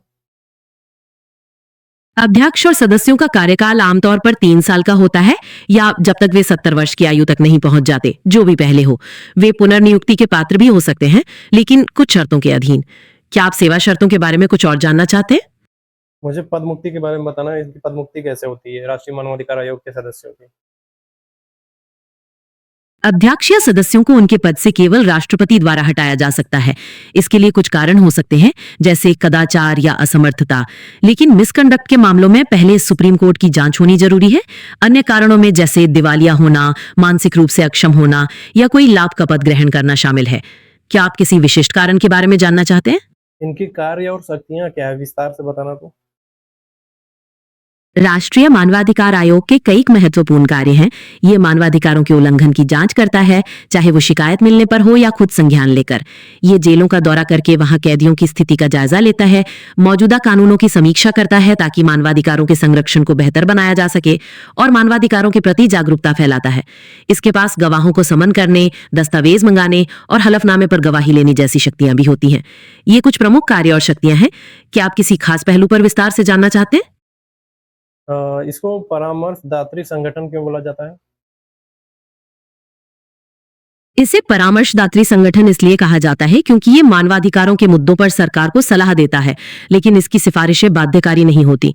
मतलब सरकार इसकी बातों को मानने के लिए मजबूर नहीं है। ये सरकार को रिपोर्ट देता है और सुझाव देता है, पर अंतिम फैसला तो सरकार को ही करना होता है। क्या आप इस बारे में कुछ और जानना चाहते हैं? ये किन-किन मामलों में इन्वॉल्व हो सकता है? जैसे सशस्त्र बलों के मामलों में, सिटीजन्स के मामलों में और सिविल कोर्ट, ये सब बताना मुझे। ये आम नागरिकों के मानवाधिकारों के लगभग सभी मामलों में जुड़ सकता है, जैसे पुलिस की ज्यादती, हिरासत में मौत या भेदभाव। सशस्त्र बलों के मामले में इसकी जांच थोड़ी अलग होती है। यह सीधे जांच नहीं करता, बल्कि सरकार से रिपोर्ट मांगता है और सिफारिशें करता है। सिविल कोर्ट की तरह इसे गवाहों को बुलाने और सबूत इकट्ठा करने की शक्तियां प्राप्त हैं। क्या आप किसी खास मामले के बारे में विस्तार से जानना चाहते हैं? केंद्रीय सूचना आयोग क्या है? केंद्रीय सूचना आयोग एक स्वतंत्र और वैधानिक निकाय है जो सूचना का अधिकार अधिनियम 2005 के तहत बनाया गया था। इसका मुख्य काम लोगों की उन शिकायतों का निपटारा करना है जो आरटीआई के तहत जानकारी देने में देरी या मनाही से जुड़ी हों। ये जन सूचना अधिकारियों के खिलाफ जुर्माना भी लगा सकता है। क्या आप इसके कार्यों या संगठन के बारे में कुछ और जानना चाहते हैं? मुझे इसकी संरचना बताना विस्तार से। केंद्रीय सूचना आयोग में एक मुख्य सूचना आयुक्त और ज्यादा से ज्यादा 10 सूचना आयुक्त हो सकते हैं। इन सभी की नियुक्ति राष्ट्रपति द्वारा की जाती है एक समिति की सिफारिश पर, जिसमें प्रधानमंत्री, लोकसभा के विपक्ष के नेता और प्रधानमंत्री द्वारा नामित एक केंद्रीय कैबिनेट मंत्री शामिल होते हैं। ये लोग विभिन्न क्षेत्रों जैसे कानून, पत्रकारिता, प्रशासन, विज्ञान आदि से जुड़े होते हैं। क्या आप किसी खास पहलू के बारे में जानना चाहते हैं? मुझे इनकी योग्यताओं के बारे में बताना विस्तार से। मुख्य सूचना आयुक्त या सूचना आयुक्तों के लिए आवश्यक योग्यताएं ये हैं कि वे विधि, विज्ञान, प्रौद्योगिकी, पत्रकारिता, जनसंपर्क, प्रबंधन, प्रशासन या सार्वजनिक जीवन के प्रख्यात व्यक्ति होने चाहिए। उनके पास इन क्षेत्रों में व्यापक अनुभव होना चाहिए। साथ ही वे संसद के सदस्य या राज्य विधानमंडल के सदस्य नहीं होने चाहिए, और न ही वे कोई लाभ का पद धारण करते हों या किसी राजनीतिक दल से जुड़े हों। क्या आप किसी खास योग्यता के बारे में कुछ और जानना चाहते हैं? मुझे इनका कार्यकाल बताना विस्तार से। मुख्य सूचना आयुक्त या अन्य सूचना आयुक्तों का कार्यकाल सरकार द्वारा निर्धारित किया जाता है, जो आमतौर पर 3 साल का होता है, या जब तक वे 65 वर्ष की आयु तक नहीं पहुंच जाते, जो भी पहले हो। वे पुनर्नियुक्ति के पात्र भी हो सकते हैं, लेकिन कुछ शर्तों के अधीन। क्या आप सेवा शर्तों के बारे में कुछ और जानना चाहते हैं? मुझे वेतन वगैरह के बारे में बताना।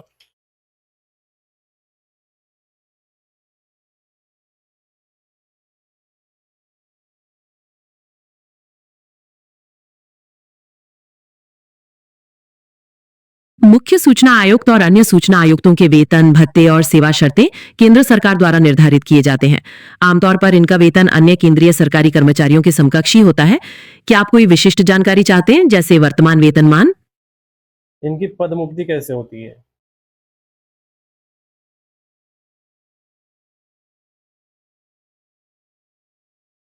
मुख्य सूचना आयुक्त या सूचना आयुक्तों को हटाने का अधिकार राष्ट्रपति के पास है। इसके लिए कुछ कारण हो सकते हैं, जैसे कदाचार या असमर्थता, लेकिन मिसकंडक्ट के मामलों में सुप्रीम कोर्ट की जांच अनिवार्य है। अन्य कारण वही हैं, जैसे दिवालिया होना, मानसिक रूप से अक्षम होना या कोई और लाभ का पद ग्रहण करना। क्या आप किसी विशिष्ट कारण के बारे में जानना चाहते हैं? कार्य और शक्तियों के बारे में बताना इनके विस्तार से।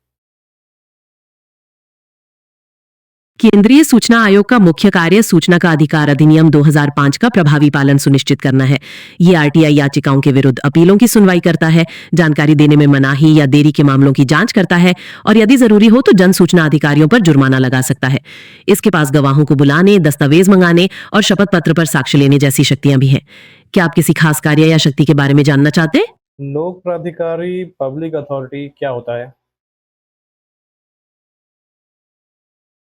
लोक प्राधिकारी का मतलब होता है वह संस्था या निकाय जो सरकार द्वारा स्थापित की गई हो या जो सरकार से वित्तीय सहायता प्राप्त करती हो। इसमें सरकारी विभाग, स्थानीय निकाय जैसे पंचायतें या नगर पालिकाएं और कई सार्वजनिक कंपनियां शामिल होती हैं। क्या आप किसी खास लोक प्राधिकारी के बारे में जानना चाहते हैं? मुझे सीआईसी की स्वायत्ता का मुद्दा समझाना, क्या मुद्दे हैं इसके। केंद्रीय सूचना आयोग की स्वायत्ता को लेकर कुछ मुख्य मुद्दे रहे हैं, खासतौर पर 2019 के संशोधनों के बाद। पहले सूचना आयुक्तों का कार्यकाल निश्चित होता था और वेतन मुख्य चुनाव आयुक्त के बराबर, लेकिन अब सरकार यह तय करती है कि उनका कार्यकाल कितना होगा और उन्हें कितना वेतन मिलेगा। आलोचकों का कहना है कि इससे कमीशन की स्वतंत्रता कम हो सकती है और वे सरकार के दबाव में आ सकते हैं। क्या आप संशोधनों के बारे में विस्तार से जानना चाहते हैं? हाँ, मुझे संशोधनों के बारे में बताना।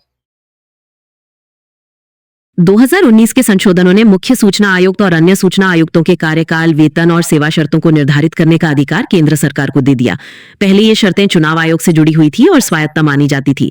अब सरकार के पास ये शक्ति है कि वे नियमों के माध्यम से ये तय करे कि वे कितने समय तक पद पर रहेंगे और उन्हें कितना भुगतान किया जाएगा। आलोचक मानते हैं कि इससे आयोग की निष्पक्षता पर असर पड़ सकता है। क्या आप इस संबंध में और कोई जानकारी चाहते हैं? केंद्रीय सतर्कता आयोग क्या है?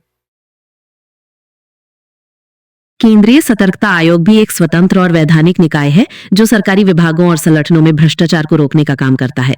ये सरकारी कर्मचारियों के कदाचार के मामलों की जांच करता है और उन्हें परामर्श देता है। क्या आप इसकी शक्तियों या कार्यों के बारे में कुछ और जानना चाहते हैं? मुझे इसके बारे में कुछ फैक्चुअल नॉलेज देना। केंद्रीय सतर्कता आयोग मुख्य रूप से भ्रष्टाचार निवारण अधिनियम के तहत मामलों की देखरेख करता है। इसके पास किसी भी लोक सेवक के खिलाफ भ्रष्टाचार की शिकायतों की जांच करने, सरकारी विभागों में सतर्कता व्यवस्था को मजबूत बनाने और सलाह देने की शक्तियां प्राप्त है। ये सीबीआई के कामकाज पर भी नजर रखता है, खासतौर पर भ्रष्टाचार के मामलों में। क्या आप किसी विशिष्ट शक्ति या कार्य के बारे में जानना चाहते हैं? मुझे संथानम कमेटी के बारे में बताना। संधानम समिति, जिसे भ्रष्टाचार निवारण समिति भी कहा जाता है, 1962 में स्थापित की गई थी। इसका मुख्य काम सरकारी सेवाओं में भ्रष्टाचार को रोकने के उपाय सुझाना था। इस समिति की सिफारिशों पर ही केंद्रीय सतर्कता आयोग की स्थापना की गई थी। क्या आप इसकी कुछ प्रमुख सिफारिशों के बारे में जानना चाहते हैं? मुझे केंद्रीय सतर्कता आयोग अधिनियम के बारे में बताना, इसके बाद क्या हुआ। केंद्रीय सतर्कता आयोग अधिनियम 2003 में पारित किया गया था। इस अधिनियम ने आयोग को वैधानिक दर्जा दिया, उसकी स्वतंत्रता को और मजबूत बनाया और इसे सीबीआई के कामकाज पर अधीक्षण करने की शक्तियां दी, खासकर भ्रष्टाचार के मामलों में। इसके बाद आयोग एक अधिक प्रभावी संगठन बन गया जो सार्वजनिक जीवन में पारदर्शिता और जवाबदेही बढ़ाने में मदद करता है। क्या आप इस अधिनियम के किसी विशिष्ट पहलू के बारे में जानना चाहते हैं? मुझे इसकी संरचना के बारे में बताओ।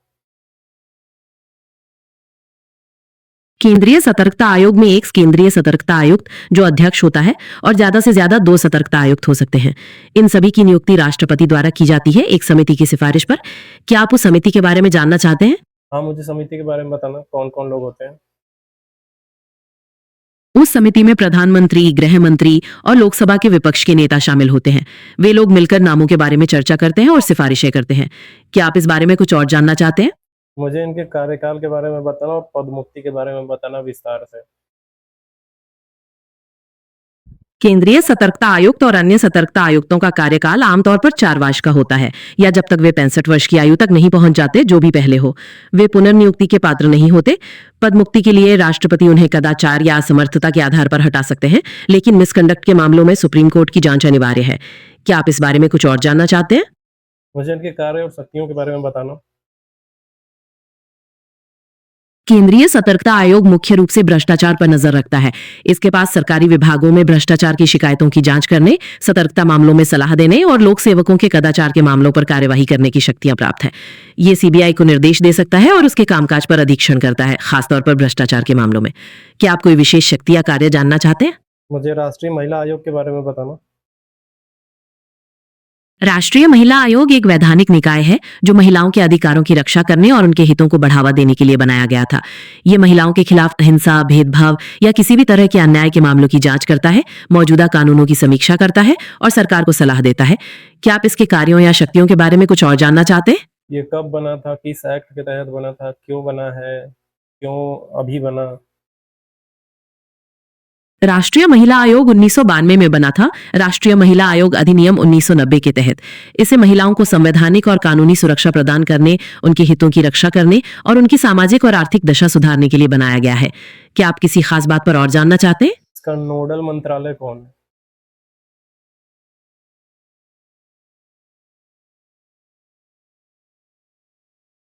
इसका नोडल मंत्रालय महिला और बाल विकास मंत्रालय है। वही मंत्रालय इसके कामकाज और नीतियों से जुड़ी बातों को देखता है। क्या आप इस मंत्रालय के किसी खास कार्यक्रम या योजना के बारे में जानना चाहते हैं? नोडल मंत्रालय का मतलब क्या होता है?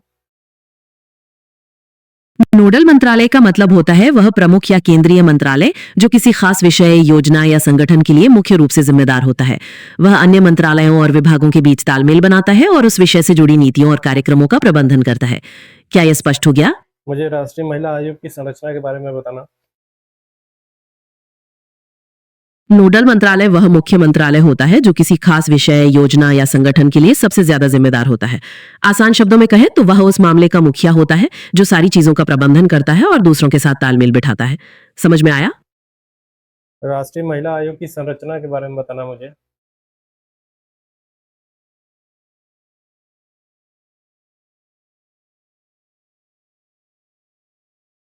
राष्ट्रीय महिला आयोग में एक अध्यक्ष और 5 सदस्य होते हैं।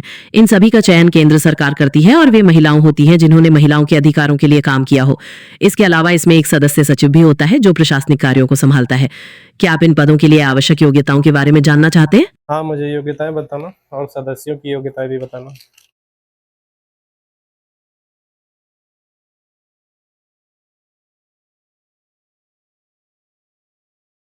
राष्ट्रीय महिला आयोग में एक अध्यक्ष और 5 सदस्य होते हैं। अध्यक्ष और सदस्यों का चयन केंद्र सरकार करती है और वे महिलाएं होती हैं जिन्होंने महिलाओं के अधिकारों के लिए काम किया हो। इसके अलावा इसमें एक सदस्य सचिव भी होता है। अध्यक्ष और सदस्यों के लिए आवश्यक योग्यताएं ये हैं कि उन्हें महिलाओं के अधिकारों के संरक्षण या विकास के क्षेत्र में काम करने का व्यापक अनुभव होना चाहिए। वे कानून, पत्रकारिता, प्रशासन, सामाजिक कार्य आदि क्षेत्रों से जुड़े हो सकते हैं। कम से कम एक सदस्य अनुसूचित जाति या अनुसूचित जनजाति से होना चाहिए। क्या आप किसी खास योग्यता के बारे में जानना चाहते हैं? मुझे इनके कार्यकाल के बारे में बताना और मुझे इनके कार्य एवं शक्तियों के बारे में विस्तार से बताना।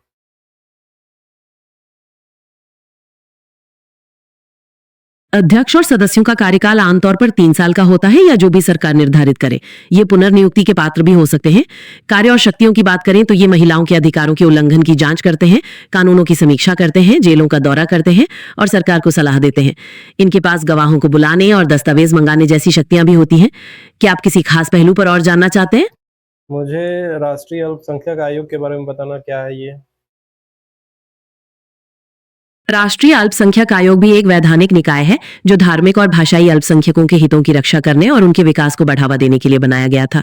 ये अल्पसंख्यकों के खिलाफ भेदभाव या अन्याय के मामलों की जांच करता है, मौजूदा कानूनों की समीक्षा करता है और सरकार को सलाह देता है। क्या आप इसके कार्यों या शक्तियों के बारे में कुछ और जानना चाहते हैं? मुझे इसकी संरचना के बारे में बताओ।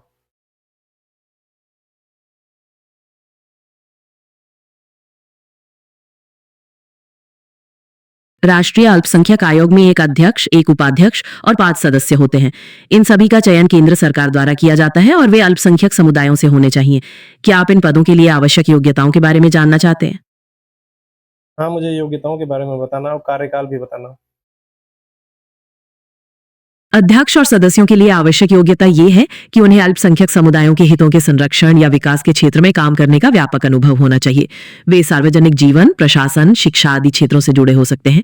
कार्यकाल की बात करें तो ये आमतौर पर 3 साल का होता है या जो भी सरकार निर्धारित करे और वे पुनर्नियुक्ति के पात्र भी हो सकते हैं।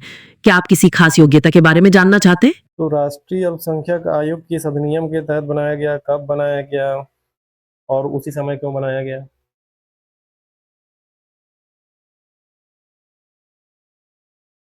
राष्ट्रीय अल्पसंख्यक आयोग 1992 में बना था। राष्ट्रीय अल्पसंख्यक आयोग अधिनियम 1992 के तहत उस दौरान देश में सामाजिक तनाव बढ़ रहे थे, खासकर धार्मिक और भाषाई मुद्दों को लेकर। इसलिए एक ऐसी संस्था की जरूरत महसूस हुई जो अल्पसंख्यकों की चिंताओं को सुने, उनके हितों की रक्षा करे और सरकार को समय समय पर सलाह दे ताकि देश में सद्भाव बना रहे। समझ में आया? किस तरह की चिंता और सुरक्षा थी उस वक्त? कोई एग्जाम्पल है क्या? उस दौरान जैसे बाबरी मस्जिद के विध्वंस के बाद धार्मिक तनाव बढ़ा था या कई जगहों पर सांप्रदायिक दंगे हुए थे, अल्पसंख्यकों के बीच असुरक्षा की भावना बढ़ गई थी कि क्या उनके अधिकार सुरक्षित हैं। ऐसे समय में आयोग बनाया गया ताकि वे अपनी बात कह सकें और उनके मुद्दों पर ध्यान दिया जाए। क्या आप कोई और उदाहरण चाहते हैं? हाँ, मुझे एग्जाम्पल देके बताना। जैसे शिक्षण संस्थानों या नौकरियों में प्रतिनिधित्व के मुद्दे या फिर धार्मिक स्वतंत्रता को लेकर चिंताएं। कभी कभी भाषाई अल्पसंख्यकों को अपनी भाषा या संस्कृति बनाए रखने में मुश्किलों का सामना करना पड़ता है। आयोग इन सब मामलों को देखता है और सरकार को रिपोर्ट देता है। क्या आप किसी विशेष समुदाय के उदाहरण के बारे में जानना चाहते हैं? राष्ट्रीय अल्पसंख्यक आयोग को के सदस्यों को पदमुक्ति कैसे होती है? विस्तार से बताओ। राष्ट्रीय अल्पसंख्यक आयोग के सदस्यों को उनके पद से राष्ट्रपति द्वारा हटाया जा सकता है। इसके लिए कुछ खास शर्तें हैं, जैसे कदाचार या असमर्थता। अगर मिसकंडक्ट का आरोप है तो हटाने से पहले सुप्रीम कोर्ट की जांच होनी जरूरी है। अन्य स्थितियों में, जैसे दिवालिया घोषित होना, मानसिक रूप से अक्षम हो जाना या कोई लाभ का पद ग्रहण करना, राष्ट्रपति सीधे हटा सकते हैं। क्या आप इस बारे में कुछ और जानना चाहते हैं? मुझे इनके कार्य और शक्तियों के बारे में बताना। राष्ट्रीय अल्पसंख्यक आयोग मुख्य रूप से अल्पसंख्यकों के अधिकारों का संरक्षण और विकास सुनिश्चित करता है। इसके पास अल्पसंख्यकों के खिलाफ भेदभाव या अन्याय के मामलों की जांच करने, कानूनों की समीक्षा करने और सरकार को सिफारिशें करने की शक्तियां हैं। ये अल्पसंख्यकों की स्थिति पर वार्षिक रिपोर्ट भी प्रस्तुत करता है। क्या आप किसी विशिष्ट कार्य या शक्ति के बारे में जानना चाहते हैं? प्रेशर ग्रुप क्या होता है? दबाव समूह या प्रेशर ग्रुप लोगों का ऐसा समूह होता है जो अपने साझा हितों या उद्देश्यों को पूरा करने के लिए सरकार पर दबाव डालते हैं। ये चुनाव नहीं लड़ते, बल्कि नीतियों और फैसलों को प्रभावित करने की कोशिश करते हैं। उदाहरण के लिए ट्रेड यूनियन, किसान संगठन या पर्यावरण समूह। क्या आप किसी खास दबाव समूह के बारे में जानना चाहते हैं? ये article 19 clause 1 sub clause C से कैसे जुड़ा हुआ है? अनुच्छेद 19(1) सभी नागरिकों को संघ या यूनियन बनाने का अधिकार देता है। दबाव समूह इसी अधिकार का प्रयोग करके संगठित होते हैं और अपने उद्देश्यों को पूरा करने के लिए प्रयास करते हैं।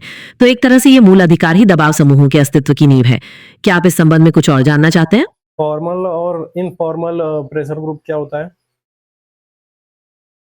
फॉर्मल प्रेशर ग्रुप वे होते हैं जो विधिवत पंजीकृत हों, जिनका निश्चित संविधान हो और संगठित ढांचा हो, जैसे ट्रेड यूनियन या चैम्बर ऑफ कॉमर्स। वहीं इनफॉर्मल प्रेशर ग्रुप वे होते हैं जो अनौपचारिक रूप से बनते हैं, बिना किसी कठोर ढांचे के, अक्सर किसी तात्कालिक मुद्दे पर प्रतिक्रिया के तौर पर, जैसे किसी समुदाय का विरोध प्रदर्शन। क्या आप इनमें अंतर और स्पष्ट करना चाहते हैं? हाँ, मुझे और इसका डिफरेंस बताना। फॉर्मल ग्रुप की पहचान उनके निश्चित उद्देश्यों और नियमों से होती है, जबकि इनफॉर्मल ग्रुप ज्यादातर व्यक्तिगत संबंधों या साझा भावनाओं पर आधारित होते हैं। फॉर्मल ग्रुप में नेतृत्व स्पष्ट होता है, जबकि इनफॉर्मल ग्रुप में ये बदल सकता है। क्या आप कोई खास उदाहरण के माध्यम से समझना चाहेंगे? मुझे राजनीतिक दल और प्रेशर ग्रुप में डिफरेंस बताना था। राजनीतिक दल मुख्य रूप से चुनाव लड़ते हैं और सत्ता प्राप्त करने की कोशिश करते हैं, जबकि प्रेशर ग्रुप ऐसा नहीं करते। प्रेशर ग्रुप सिर्फ नीतियों और फैसलों को प्रभावित करने की कोशिश करते हैं ताकि उनके हितों या उद्देश्यों को पूरा किया जा सके। क्या आप इनमें कुछ और अंतर जानना चाहते हैं? मुझे मिनिस्ट्री और डिपार्टमेंट के बारे में बताना। मंत्रालय, मिनिस्ट्री आमतौर पर एक बड़ा और व्यापक संगठन होता है जो किसी खास विषय या क्षेत्र के लिए जिम्मेदार होता है, जैसे गृह मंत्रालय या रक्षा मंत्रालय। विभाग, डिपार्टमेंट उसी मंत्रालय का एक हिस्सा हो सकता है जो और भी विशिष्ट कार्यों या सेवाओं को संभालता है, जैसे गृह मंत्रालय के अंदर आंतरिक सुरक्षा विभाग। क्या यह स्पष्ट हो गया? क्या आप कोई खास उदाहरण से समझना चाहेंगे? सचिवालय व्यवस्था क्या होती है? सचिवालय व्यवस्था का मतलब होता है वह प्रशासनिक ढांचा या कार्यालय जो मंत्रियों और विभागों की सहायता के लिए काम करता है। यहाँ नीति निर्धारण, कानूनों का मसौदा तैयार करना और सरकारी कार्यों का क्रियान्वयन जैसे महत्वपूर्ण कार्य होते हैं। ये सरकार की रीढ़ मानी जाती है। क्या आप इसके बारे में कुछ और जानना चाहते हैं? ये पोर्टफोलियो सिस्टम विभाग व्यवस्था क्या होता है? पोर्टफोलियो सिस्टम या जिसे विभाग व्यवस्था भी कहते हैं, इसमें सरकार के अलग अलग कार्यों और मंत्रालयों को विभिन्न मंत्रियों या विभागों में बांट दिया जाता है। हर मंत्री अपने विभाग के लिए जिम्मेदार होता है और उससे जुड़े फैसले लेता है। क्या आप इसके लाभों के बारे में जानना चाहते हैं? मुझे पोर्टफोलियो सिस्टम कौन लाया था भारत में? भारत में पोर्टफोलियो सिस्टम की शुरुआत लॉर्ड कैनिंग ने की थी, इंडियन काउंसिल्स एक्ट 1861 के माध्यम से। उन्होंने विभिन्न विभागों का प्रभार अलग अलग सदस्यों को सौंपा था। क्या आप इस बारे में कुछ और जानना चाहते हैं? मुझे आर्टिकल 77 के बारे में बताना। अनुच्छेद 77 भारत सरकार के कार्यों के संचालन से जुड़ा हुआ है। ये कहता है कि सरकार की सभी कार्यकारी कार्रवाइयां राष्ट्रपति के नाम से की। बताओ। अनुच्छेद 77 भारत सरकार के कार्यों के संचालन से संबंधित है। ये कहता है कि सरकार की सभी कार्यपालिका कार्रवाइयां राष्ट्रपति के नाम पर की जाएंगी। साथ ही ये राष्ट्रपति को नियम बनाने और कार्यों को मंत्रियों के बीच विभाजित करने की शक्ति भी देता है। क्या आप इसे और विस्तार से समझना चाहते हैं? मंत्रालय की संरचना बताना। किसी मंत्रालय की संरचना आमतौर पर सबसे ऊपर मंत्री से शुरू होती है, जो राजनीतिक प्रमुख होता है। उसके नीचे राज्य मंत्री या उप मंत्री हो सकते हैं। प्रशासनिक स्तर पर सबसे वरिष्ठ अधिकारी सचिव होता है, जो प्रशासनिक प्रमुख है। सचिव के अधीन कई संयुक्त सचिव, उप सचिव, अवर सचिव और अन्य कर्मचारी होते हैं, जो विभिन्न विभागों और अनुभागों को संभालते हैं। क्या आप किसी खास मंत्रालय के बारे में जानना चाहते हैं? मुझे भारत में सचिवालय व्यवस्था में स्प्लिट सिस्टम के बारे में बताना कि स्प्लिट सिस्टम क्या है? भारत में स्प्लिट सिस्टम का मतलब होता है नीति निर्धारण और नीति क्रियान्वयन के बीच का विभाजन। सचिवालय, जिसमें मंत्रालय आते हैं, वे मुख्य रूप से नीतियां बनाते हैं, जबकि कई विभाग और अधीनस्थ कार्यालय उन नीतियों को लागू करने का काम करते हैं। इस अलगाव का उद्देश्य विशेषज्ञता और जवाबदेही बढ़ाना होता है। क्या आप इस व्यवस्था के फायदों या कमियों के बारे में जानना चाहते हैं? हाँ, मुझे फायदा और कमियां बताना। फायदों में यह है कि इससे नीति बनाने वाले विशेषज्ञता पर ध्यान दे पाते हैं और लागू करने वालों की जवाबदेही तय करना आसान होता है। कमियों में यह हो सकता है कि नीति और उसे लागू करने के बीच तालमेल की कमी हो जाए, जिससे समस्याएं आ सकती हैं। कभी कभी दोनों के बीच सूचनाओं का आदान प्रदान भी ठीक से नहीं हो पाता। क्या आप किसी विशेष उदाहरण के माध्यम से समझना चाहेंगे? मुझे टेन्योर सिस्टम के बारे में बताना, जो प्रशासनिक अधिकारियों के संदर्भ में है। प्रशासनिक अधिकारियों के संदर्भ में टेन्योर सिस्टम का मतलब होता है उनकी एक निश्चित अवधि के लिए किसी विशेष पद पर नियुक्ति। इस व्यवस्था के तहत अधिकारियों को कुछ सालों के बाद दूसरे पदों पर स्थानांतरित किया जाता है, ताकि वे विभिन्न विभागों और कार्यों का अनुभव ले सके और भ्रष्टाचार को रोका जा सके। क्या आप इस प्रणाली के फायदों या कमियों के बारे में जानना चाहते हैं? मुझे एक एग्जांपल देना है, स्टोरी टाइप। हाँ, आईएएस अधिकारियों के लिए भी टेन्योर सिस्टम लागू होता है। इसमें उन्हें केंद्र या राज्यों में अलग अलग पदों पर एक निश्चित अवधि के लिए तैनात किया जाता है, आमतौर पर 3 से 5 साल। इसके पीछे कारण होता है कि उन्हें विविध अनुभव मिले और वे सरकार के विभिन्न पहलुओं को समझें। ये व्यवस्था प्रशासनिक गतिशीलता और दक्षता बढ़ा। कल्पना कीजिए, राजेश एक आईएएस अधिकारी हैं। शुरुआत में उन्हें किसी जिले में सब डिविजनल मजिस्ट्रेट बनाया जाता है, जहां वे स्थानीय प्रशासन और कानून व्यवस्था संभालते हैं। कुछ सालों बाद उन्हें राज्य सचिवालय में उप सचिव के पद पर स्थानांतरित किया जाता है, जहां वे नई नीतियां बनाने और उन्हें लागू करने में मदद करते हैं। इस तरह वे अलग अलग क्षेत्रों का अनुभव लेते हैं। क्या आप इस कहानी में कुछ और जोड़ना चाहते हैं? मुझे जनप्रतिनिधित्व अधिनियम 1950 और 1951 के बारे में बताना, डिफरेंस क्या दोनों में। लोक प्रतिनिधित्व अधिनियम 1950 का मुख्य काम चुनाव क्षेत्रों का परिसीमन, मतदाता सूचियां तैयार करना और चुनाव चलाने के प्रशासनिक ढांचे से जुड़ा हुआ है, जबकि लोक प्रतिनिधित्व अधिनियम 1951 में चुनाव लड़ने की योग्यताएं, अयोग्यताएं, चुनाव प्रचार और भ्रष्ट आचरण जैसी बातें शामिल हैं। आसान शब्दों में कहें तो 1950 चुनाव की तैयारी का ढांचा बनाता है और 1951 चुनाव लड़ने की प्रक्रिया और नियमों को तय करता है। क्या आप इस बारे में कुछ और जानना चाहते हैं? मुझे जनप्रतिनिधित्व अधिनियम 1951 के भाग 1 के बारे में बताना। लोक प्रतिनिधित्व अधिनियम 1951 का भाग 1 प्रारंभिक बातों से संबंधित है। इसमें अधिनियम का संक्षिप्त नाम, विस्तार और लागू होने की तिथि बताई गई है। साथ ही इसमें महत्वपूर्ण शब्दों की परिभाषाएं दी गई हैं, जो पूरे अधिनियम में इस्तेमाल की जाती हैं। क्या आप इनमें से किसी विशिष्ट परिभाषा के बारे में जानना चाहते हैं? मुझे भाग 2 के बारे में बताना। अधिनियम का भाग 2 सांसदों और विधायकों की योग्यताओं और अयोग्यताओं की बात करता है। इसमें विस्तार से बताया गया है कि कौन व्यक्ति चुनाव लड़ सकता है और किन कारणों से उसे अयोग्य ठहराया जा सकता है। क्या आप योग्यताओं के बारे में जानना चाहते हैं? हाँ, मुझे बताना विस्तार से। ठीक है। अयोग्यताओं के लिए अगर कोई व्यक्ति दिवाला घोषित हो चुका है या मानसिक रूप से अस्वस्थ है या किसी लाभ के पद पर है, तो वो चुनाव नहीं लड़ सकता। इसके अलावा कुछ अपराधों में दोषी ठहराए जाने पर भी अयोग्यता लगती है। योग्यताओं की बात करें तो वो भारत का नागरिक होना चाहिए, निर्धारित आयु सीमा पूरी करता हो और मतदाता सूची में नाम दर्ज होना चाहिए। क्या आप किसी खास पहलू पर और जानना चाहते हैं? मुझे भाग 3 के बारे में बताना।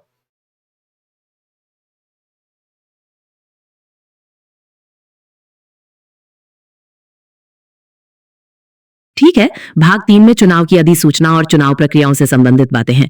इसमें चुनाव कब होंगे, नामांकन कैसे होगा, वापस लेने की प्रक्रिया क्या है और मतदान कैसे किया जाएगा, इन सब का विवरण दिया गया है। क्या आप इनमें से किसी विशेष प्रक्रिया के बारे में जानना चाहते हैं? मुझे general election, mid term election और बाई इलेक्शन के बारे में बताना। सामान्य चुनाव या जनरल इलेक्शन 5 साल में एक बार होते हैं, पूरी लोकसभा या विधानसभा के लिए। मध्यावधि चुनाव या मिड टर्म इलेक्शन निश्चित कार्यकाल के पूरा होने के पहले ही होते हैं, अगर सरकार गिर जाए या संसद भंग हो जाए। और उपचुनाव या बाई इलेक्शन किसी सांसद या विधायक की सीट खाली हो जाने पर, जैसे मृत्यु या इस्तीफे के कारण, सिर्फ उसी सीट के लिए होते हैं। क्या आप तीनों में अंतर और विस्तार से जानना चाहते हैं? हाँ, मुझे विस्तार से बताना।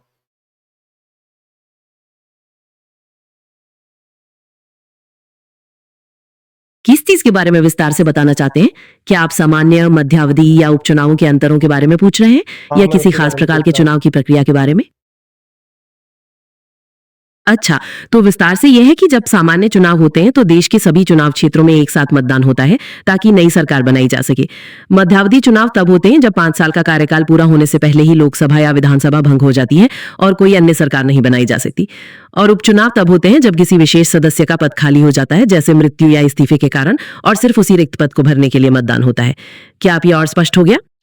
मुझे जनप्रतिनिधित्व अधिनियम 1951 के भाग 4 के बारे में बताना। लोक प्रतिनिधित्व अधिनियम 1951 का भाग 4 प्रशासनिक ढांचे और निर्वाचन संबंधी कुछ महत्वपूर्ण पदों के बारे में है। इसमें जैसे मुख्य निर्वाचन अधिकारी, जिला निर्वाचन अधिकारी और निर्वाचन अधिकारी, रिटर्निंग ऑफिसर की भूमिका और जिम्मेदारियों का उल्लेख किया गया है। क्या आप इनमें से किसी विशिष्ट पद के बारे में जानना चाहते हैं? मुझे भाग 4A के बारे में बताना।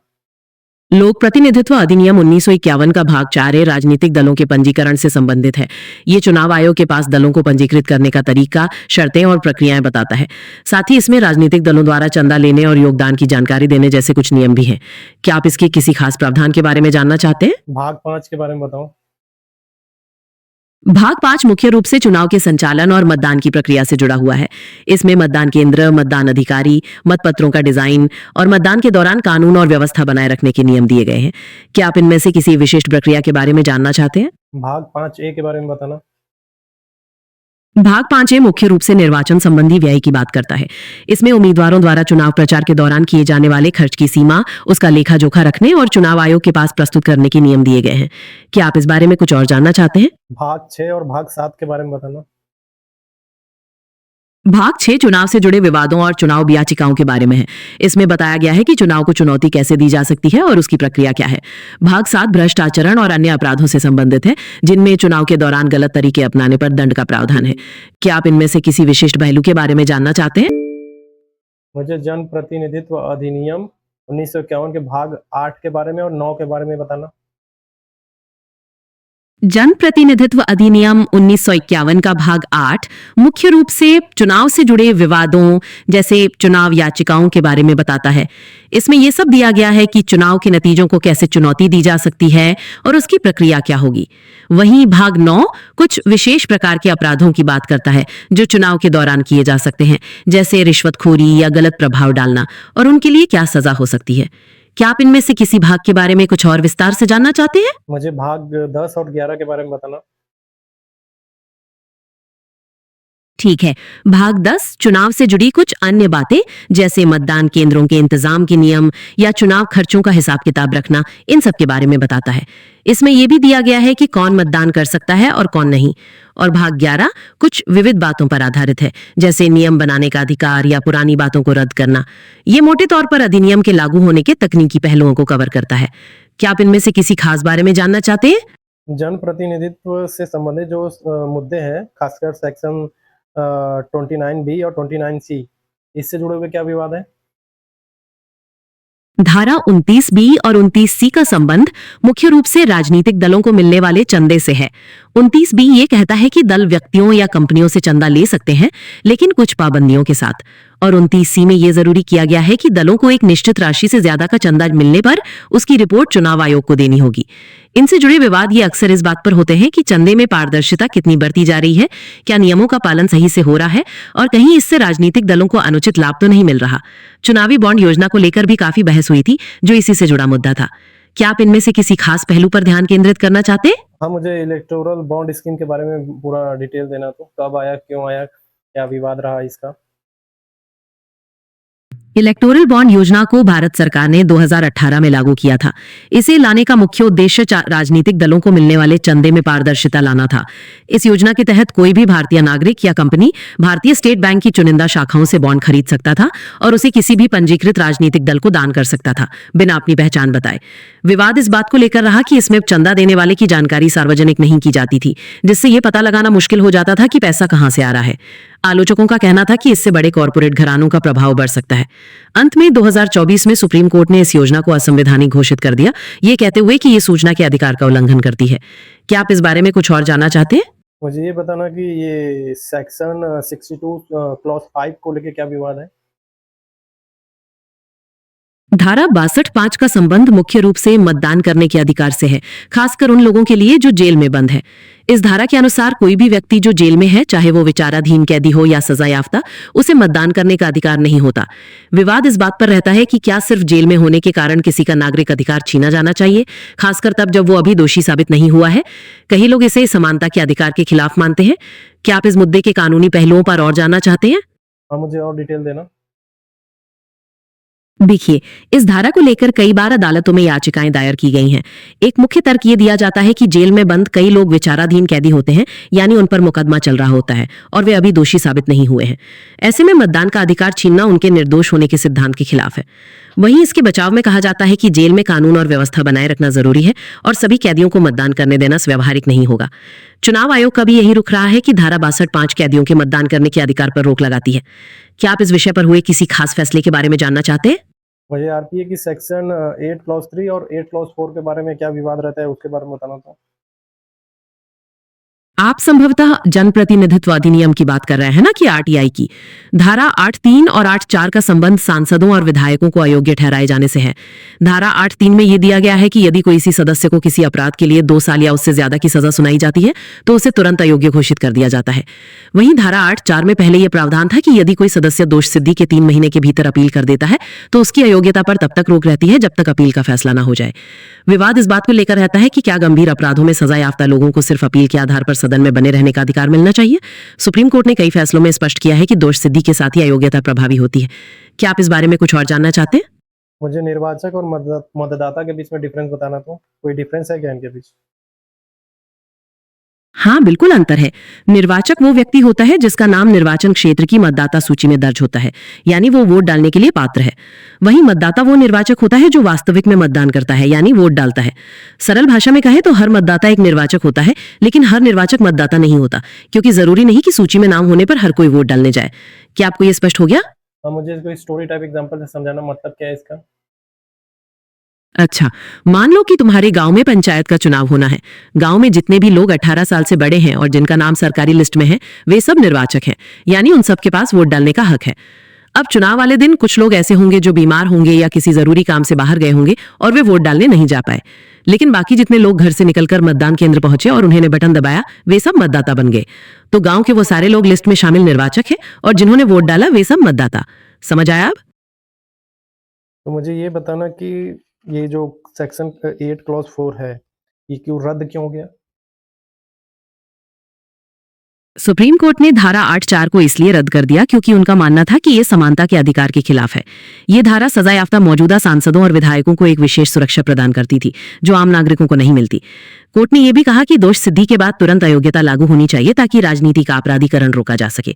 अपील का अधिकार अलग बात है, लेकिन अयोग्य बने रहने का आधार नहीं बन सकता। समझ आया? मुझे चुनाव कानून संशोधन अधिनियम 2021 के बारे में बताना।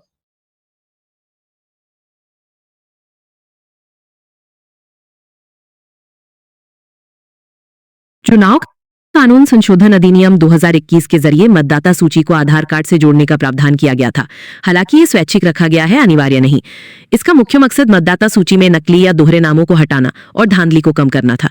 इसके अलावा इसने नए मतदाताओं के पंजीकरण के लिए साल में 4 तारीखें तय की, पहले सिर्फ 1 तारीख होती थी। और चुनाव प्रक्रियाओं में लैंगिक समानता लाने के लिए पत्नी की जगह जीवन साथी शब्द का इस्तेमाल किया गया।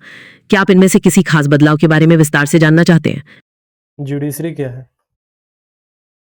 जुडिशरी बेसिकली कोर्ट्स का एक सिस्टम है जो लॉज को इंटरप्रेट करता है और डिस्प्यूट्स को मॉल्व करता है। इन सिंपल वर्ड्स, इनका काम ये इंश्योर करना है कि सबको जस्टिस मिले और लॉज ठीक से फॉलो हों। क्या आप किसी खास कंट्री की जुडिशरी के बारे में जानना चाहते हैं? मुझे भारतीय संविधान का आर्टिकल 124 बताना। आर्टिकल 124 भारतीय संविधान में सुप्रीम कोर्ट की एस्टैब्लिशमेंट और कॉन्स्टिट्यूशन के बारे में बताता है। ये एस्टैब्लिश करता है कि सुप्रीम कोर्ट होगा, उसमें चीफ जस्टिस ऑफ इंडिया होंगे और दूसरे जजेस होंगे, और जजेस की अपॉइंटमेंट का प्रोसेस और क्वालिफिकेशंस भी दी गई हैं। क्या आप इसके किसी खास एस्पेक्ट के बारे में जानना चाहते हैं? भारत में एकल एकीकृत न्यायपालिका है जिसके शीर्ष पर सुप्रीम कोर्ट है, इसका मतलब क्या है? इसका मतलब सीधे तौर पर यह है कि पूरे भारत में एक ही जुडिशियल सिस्टम है। जितने भी कोर्ट्स हैं, चाहे वो डिस्ट्रिक्ट कोर्ट्स हों या हाई कोर्ट्स, वो सब सुप्रीम कोर्ट के अंडर आते हैं। सुप्रीम कोर्ट का फैसला सबसे ऊपर माना जाता है और देश के सभी कोर्ट्स को मानना पड़ता है। इससे कानूनों और जस्टिस में एक रूपता बनी रहती है। क्या ये बात आपको समझ में आई? सुप्रीम कोर्ट की संरचना क्या है?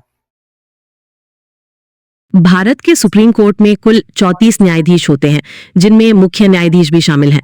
ये संख्या समय समय पर संसद द्वारा बढ़ाई या बदली जा सकती है। क्या आप इसके बारे में कुछ और जानना चाहते हैं? नंबर ऑफ जजेस अमेंडमेंट एक्ट 2019 के बारे में बताना। 2019 के अधिनियम के द्वारा सुप्रीम कोर्ट में न्यायाधीशों की कुल संख्या मुख्य न्यायाधीश सहित 31 से बढ़ाकर 34 कर दी गई थी। इसका मुख्य उद्देश्य न्यायालय में लंबित मामलों की संख्या कम करना और काम का बोझ कम करना था। क्या आप इस बारे में कुछ और जानना चाहते हैं? मुझे योग्यताएं बताना इनके बारे में। सुप्रीम कोर्ट का न्यायाधीश बनने के लिए किसी व्यक्ति को भारत का नागरिक होना चाहिए। साथ ही उसे किसी हाई कोर्ट में कम से कम 5 साल तक न्यायाधीश रहा होना चाहिए, या फिर 10 साल तक वकील, या फिर वो राष्ट्रपति की राय में एक जाने माने कानूनविद होने चाहिए। क्या आप किसी खास योग्यता के बारे में जानना चाहते हैं? मुझे इनके कार्यकाल वेतन के बारे में बताना। सुप्रीम कोर्ट के न्यायाधीश 65 वर्ष की आयु तक अपने पद पर बने रहते हैं। उनके वेतन और भत्ते संसद द्वारा तय किए जाते हैं और कार्यकाल के दौरान उनमें कटौती नहीं की जा सकती, सिवाय वित्तीय आपातकाल के। क्या आप वर्तमान वेतन जानना चाहते हैं? हाँ, बताना वर्तमान वेतन क्या है? वर्तमान में भारत के मुख्य न्यायाधीश का मासिक वेतन लगभग 2.80 लाख रुपए है और अन्य न्यायाधीशों का वेतन लगभग 2.50 लाख रुपए मासिक है। इसके अलावा उन्हें कई भत्ते और सुविधाएं भी मिलती हैं। क्या आप भत्तों के बारे में जानना चाहते हैं? जजों की नियुक्ति कैसे होती है? सुप्रीम कोर्ट के जजों की नियुक्ति राष्ट्रपति द्वारा की जाती है। मुख्य न्यायाधीश की नियुक्ति में वे सुप्रीम कोर्ट और हाई कोर्ट के वरिष्ठ न्यायाधीशों से सलाह लेते हैं। अन्य जजों की नियुक्ति में वे मुख्य न्यायाधीश और कॉलेजियम से परामर्श करते हैं। कॉलेजियम प्रणाली में वरिष्ठ न्यायाधीश शामिल होते हैं जो नामों की सिफारिश करते हैं। क्या आप कॉलेजियम प्रणाली के बारे में कुछ और जानना चाहते हैं? कॉलेजियम प्रणाली है क्या? विस्तार से बताना कैसे काम करती है? कॉलेजियम प्रणाली का मतलब है कि न्यायाधीशों की एक टीम जो जजों की नियुक्ति के लिए सिफारिश करती है। इसमें भारत के मुख्य न्यायाधीश और सुप्रीम कोर्ट के 4 वरिष्ठ न्यायाधीश शामिल होते हैं। ये प्रणाली समय समय पर सुप्रीम कोर्ट के फैसलों द्वारा विकसित हुई है। जब भी सुप्रीम कोर्ट या हाई कोर्ट में जजों की नियुक्ति करनी होती है तो कॉलेजियम नामों पर चर्चा करता है और सरकार को सिफारिशें भेजता है। सरकार इन सिफारिशों को मान सकती है या पुनर्विचार के लिए वापस भेज सकती है, लेकिन अगर कॉलेजियम फिर से वही नाम भेजता है तो आमतौर पर सरकार उन्हें मान लेती है। क्या आप इस प्रणाली की आलोचनाओं के बारे में जानना चाहते हैं? हाँ, मुझे बताना इसकी आलोचना क्या है? कॉलेजियम प्रणाली की कई लोग आलोचना करते हैं। मुख्य आलोचना यह है कि इसमें पारदर्शिता की कमी है, यानी जजों का चयन किस आधार पर होता है ये स्पष्ट नहीं होता। इसे भाई भतीजावाद और अंकल जज प्रथा का कारण भी माना जाता है, जहां मौजूदा जज अपने परिचितों या संबंधियों को बढ़ावा दे सकते हैं। इसके अलावा यह भी कहा जाता है कि इस प्रणाली में सरकार को पर्याप्त भूमिका नहीं मिलती, जो नियुक्ति की प्रक्रिया को और बेहतर बना सकती है। क्या आप इस बारे में कुछ और जानना चाहते हैं? एसपी गुप्ता केस, जिसे फर्स्ट जजेस केस भी कहते हैं, 1982, इसके बारे में बताना क्या है ये? एसपी गुप्ता मामला, जिसे फर्स्ट जजेस केस भी कहते हैं, 1982 का एक महत्वपूर्ण फैसला था। इसमें सुप्रीम कोर्ट ने निर्धारित किया कि न्यायाधीशों की नियुक्ति के मामले में मुख्य न्यायाधीश के परामर्श का मतलब ये नहीं है कि उनकी सलाह को मानना जरूरी है। सरकार की राय को प्राथमिकता दी जा सकती है। इस फैसले ने कार्यपालिका की और न्यायिक नियुक्तियों में अधिक शक्ति दी थी। क्या आप जानना चाहते हैं कि बाद के मामलों ने इस फैसले को कैसे बदला? मुझे SC advocate on record association case 1993, जिसे सेकंड जजेस केस बोलते हैं, उसके बारे में बताना। सेकंड जजेस केस, जो 1993 में हुआ था, ने कॉलेजियम प्रणाली की नींव डाली। इस मामले में सुप्रीम कोर्ट ने फर्स्ट जजेस केस के फैसले को पलट दिया और कहा कि न्यायाधीशों की नियुक्ति में मुख्य न्यायाधीश का परामर्श प्रभावी होना चाहिए, यानी उनकी राय माननी जरूरी है। इसी फैसले के बाद कॉलेजियम प्रणाली विकसित हुई, जिसमें मुख्य न्यायाधीश और अन्य वरिष्ठ न्यायाधीशों का समूह शामिल होता है। क्या आप जानना चाहते हैं कि थर्ड जजेस केस ने इसे और कैसे स्पष्ट किया? प्राइमेसी प्रिंसिपल क्या है इसमें? प्राइमेसी प्रिंसिपल का मतलब यह है कि न्यायाधीशों की नियुक्ति में मुख्य न्यायाधीश की राय और कॉलेजियम का फैसला प्रमुख माना जाएगा, यानी सरकार की राय पर इनकी राय को प्राथमिकता मिलेगी। ये सिद्धांत इन्हीं मामलों के फैसलों द्वारा स्थापित किया गया था। क्या ये स्पष्ट है? मुझे थर्ड जजेस केस के बारे में बताना। थर्ड जजेस केस जो 1998 में हुआ था वो वास्तव में कोई नया मामला नहीं था, बल्कि राष्ट्रपति द्वारा राय मांगी गई थी। इसमें सुप्रीम कोर्ट ने कॉलेजियम प्रणाली को और स्पष्ट किया, जिसमें कहा गया कि मुख्य न्यायाधीश को 4 वरिष्ठ न्यायाधीशों से सलाह लेनी चाहिए और यदि 2 न्यायाधीश भी असहमत हैं तो सिफारिश नहीं भेजनी चाहिए।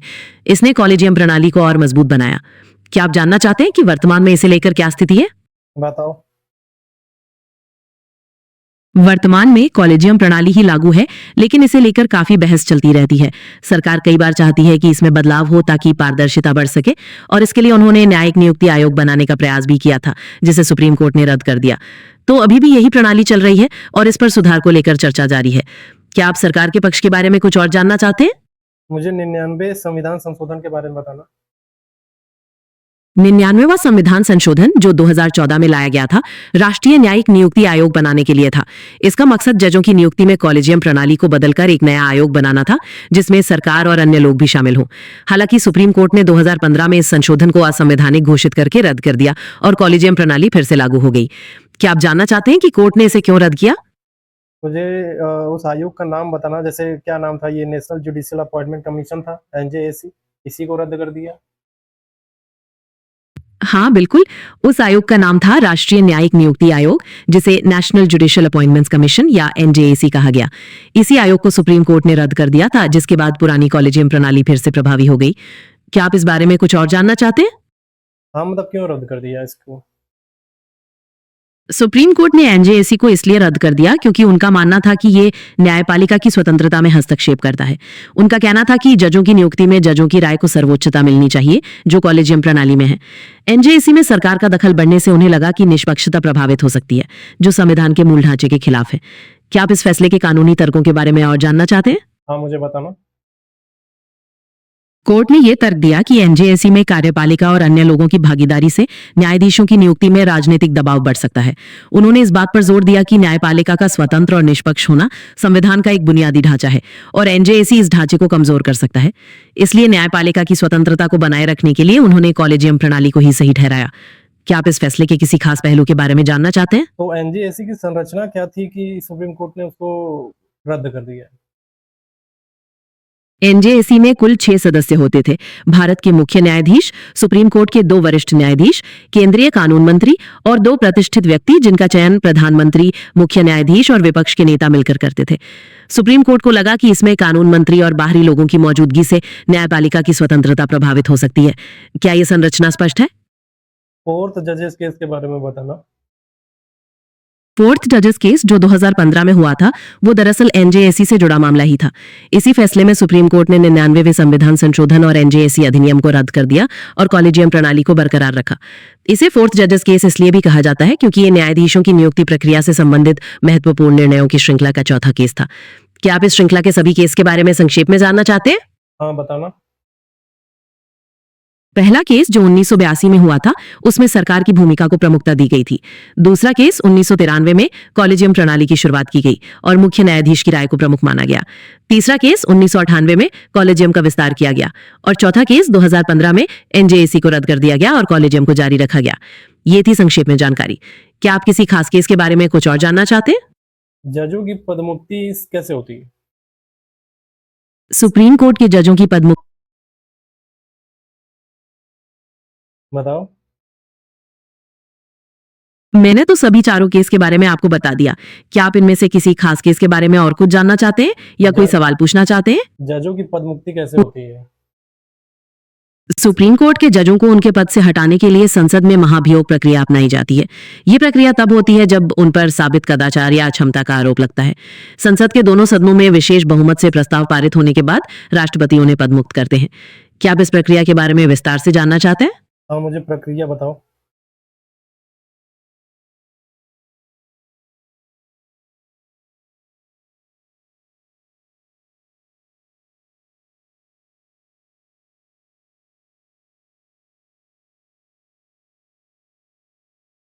बताओ। महाभियोग प्रक्रिया में सबसे पहले प्रस्ताव को लोकसभा में कम से कम 100 सांसदों या राज्यसभा में 50 सांसदों द्वारा प्रस्तुत किया जाना चाहिए। इसके बाद आरोपों की जांच के लिए एक समिति का गठन किया जाता है। यदि समिति आरोपों को सही पाती है तो प्रस्ताव पर दोनों सदनों में चर्चा होती है और विशेष बहुमत से पारित किया जाता है। अंत में राष्ट्रपति द्वारा जारी आदेश से जज को पदमुक्त कर दिया जाता है। क्या आप इस प्रक्रिया को समझ पाए? जजेस इंक्वायरी एक्ट 1968 क्या है? जजेस इंक्वायरी एक्ट 1968 महाभियोग प्रक्रिया को और विस्तार से बताता है, जो हमने अभी चर्चा की। ये खास तौर पर उस पैनल के गठन और उसकी कार्यप्रणाली के नियम तय करता है जो आरोपों की जांच करता है। इस एक्ट का उद्देश्य ये सुनिश्चित करना होता है कि पूरी प्रक्रिया निष्पक्ष और कानून के अनुसार हो। क्या आप इस एक्ट के किसी खास प्रावधान के बारे में जानना चाहते हैं? किसी भी सुप्रीम कोर्ट, हाई कोर्ट के जज के खिलाफ महाभियोग चला है अभी तक? हाँ, भारत में सुप्रीम कोर्ट और हाई कोर्ट के जजों के खिलाफ महाभियोग चलाने की कार्यवाही शुरू की गई है, लेकिन अभी तक किसी भी जज को महाभियोग के द्वारा पद से हटाया नहीं जा सका है। या तो प्रस्ताव पारित नहीं हो पाया या फिर जज ने पहले ही इस्तीफा दे दिया। क्या आप किसी खास मामले के बारे में जानना चाहते हैं? हाँ, मुझे नाम देना एग्जाम्पल। एक प्रमुख उदाहरण सौमित्र सेन का है, जो कलकत्ता हाईकोर्ट के जज थे। उनके खिलाफ महाभियोग प्रस्ताव राज्यसभा में पारित हो गया था, लेकिन लोकसभा में वोटिंग से पहले उन्होंने इस्तीफा दे दिया। एक और उदाहरण मुख्य न्यायाधीश वी रामास्वामी का है, जिनके खिलाफ महाभियोग प्रस्ताव लाया गया था, लेकिन वो लोकसभा में पारित नहीं हो सका। क्या आप इन मामलों के बारे में कुछ और जानना चाहते हैं? मुझे सुप्रीम कोर्ट के क्षेत्राधिकार के बारे में समझना है। सुप्रीम कोर्ट का क्षेत्राधिकार काफी व्यापक है।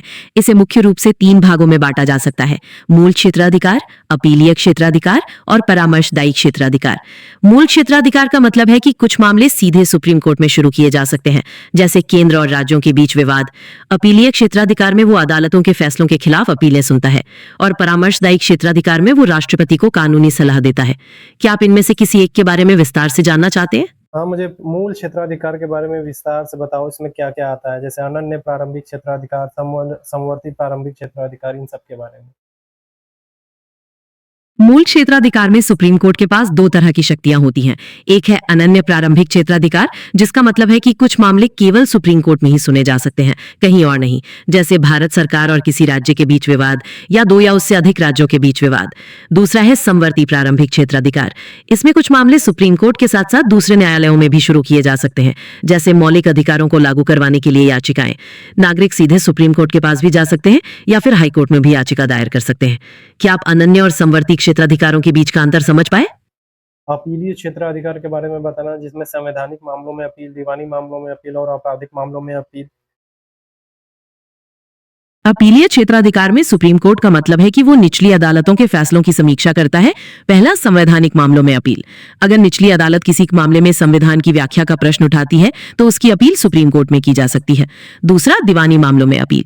इसमें वो मामले आते हैं जो संपत्ति या नागरिक अधिकारों से जुड़े हैं। कुछ निश्चित राशि से अधिक के मामलों में अपील या विशेष अनुमति के द्वारा सुप्रीम कोर्ट में जाया जा सकता है। तीसरा, आपराधिक मामलों में अपील। अगर निचली अदालत ने किसी को मौत की सजा दी हो या कुछ विशेष परिस्थितियां बनी हो, तो आपराधिक मामलों की अपील भी सुप्रीम कोर्ट में की जा सकती है। क्या आप इनमें से किसी एक पहलू के बारे में और विस्तार से जानना चाहते हैं? विशेष अनुमति से अपील। अनुमति से अपील का मतलब होता है कि आप सुप्रीम कोर्ट की खास इजाजत मांगते हैं कि वो आपके मामले की सुनवाई करे, भले ही सामान्य नियम के तहत आपको सीधे अपील करने का अधिकार न हो। यह तब होता है जब नागरिक को लगता है कि मामले में कानून का कोई महत्वपूर्ण प्रश्न शामिल है या उसे न्याय सामान्य तरीके से नहीं मिला। सुप्रीम कोर्ट इस पर विचार करता है और अगर उन्हें लगता है कि मामला महत्वपूर्ण है तो वे अपील स्वीकार कर लेते हैं। क्या आप इसका कोई उदाहरण जानना चाहते हैं? अब अपीलीय क्षेत्राधिकार में विशेष अनुमति से अपील के बारे में बताना। हाँ, विशेष अनुमति से अपील, जिसे स्पेशल लीव पिटिशन भी कहते हैं, वो लगभग वही है जिसके बारे में हमने अभी बात की। नागरिक सीधे सुप्रीम कोर्ट से गुहार लगाते हैं कि उनके मामले में न्याय किया जाए, जब उन्हें लगता है कि हाई कोर्ट या किसी अन्य निकाय का फैसला गलत है और उसमें कानून का बड़ा प्रश्न शामिल है। सुप्रीम कोर्ट अपने विवेक के आधार पर तय करता है कि विशेष अनुमति देनी चाहिए या नहीं। क्या आप इस प्रक्रिया के बारे में कुछ और जानना चाहते हैं? सलाहकारी क्षेत्राधिकार के बारे में बताना। सलाहकारी क्षेत्राधिकार में सुप्रीम कोर्ट के पास ये शक्ति होती है कि वो राष्ट्रपति को कानूनी सलाह देता है। अगर कोई सार्वजनिक महत्व का प्रश्न हो या कोई ऐसा कानून जो बनने जा रहा है, उस पर राष्ट्रपति सुप्रीम कोर्ट से राय मांग सकते हैं।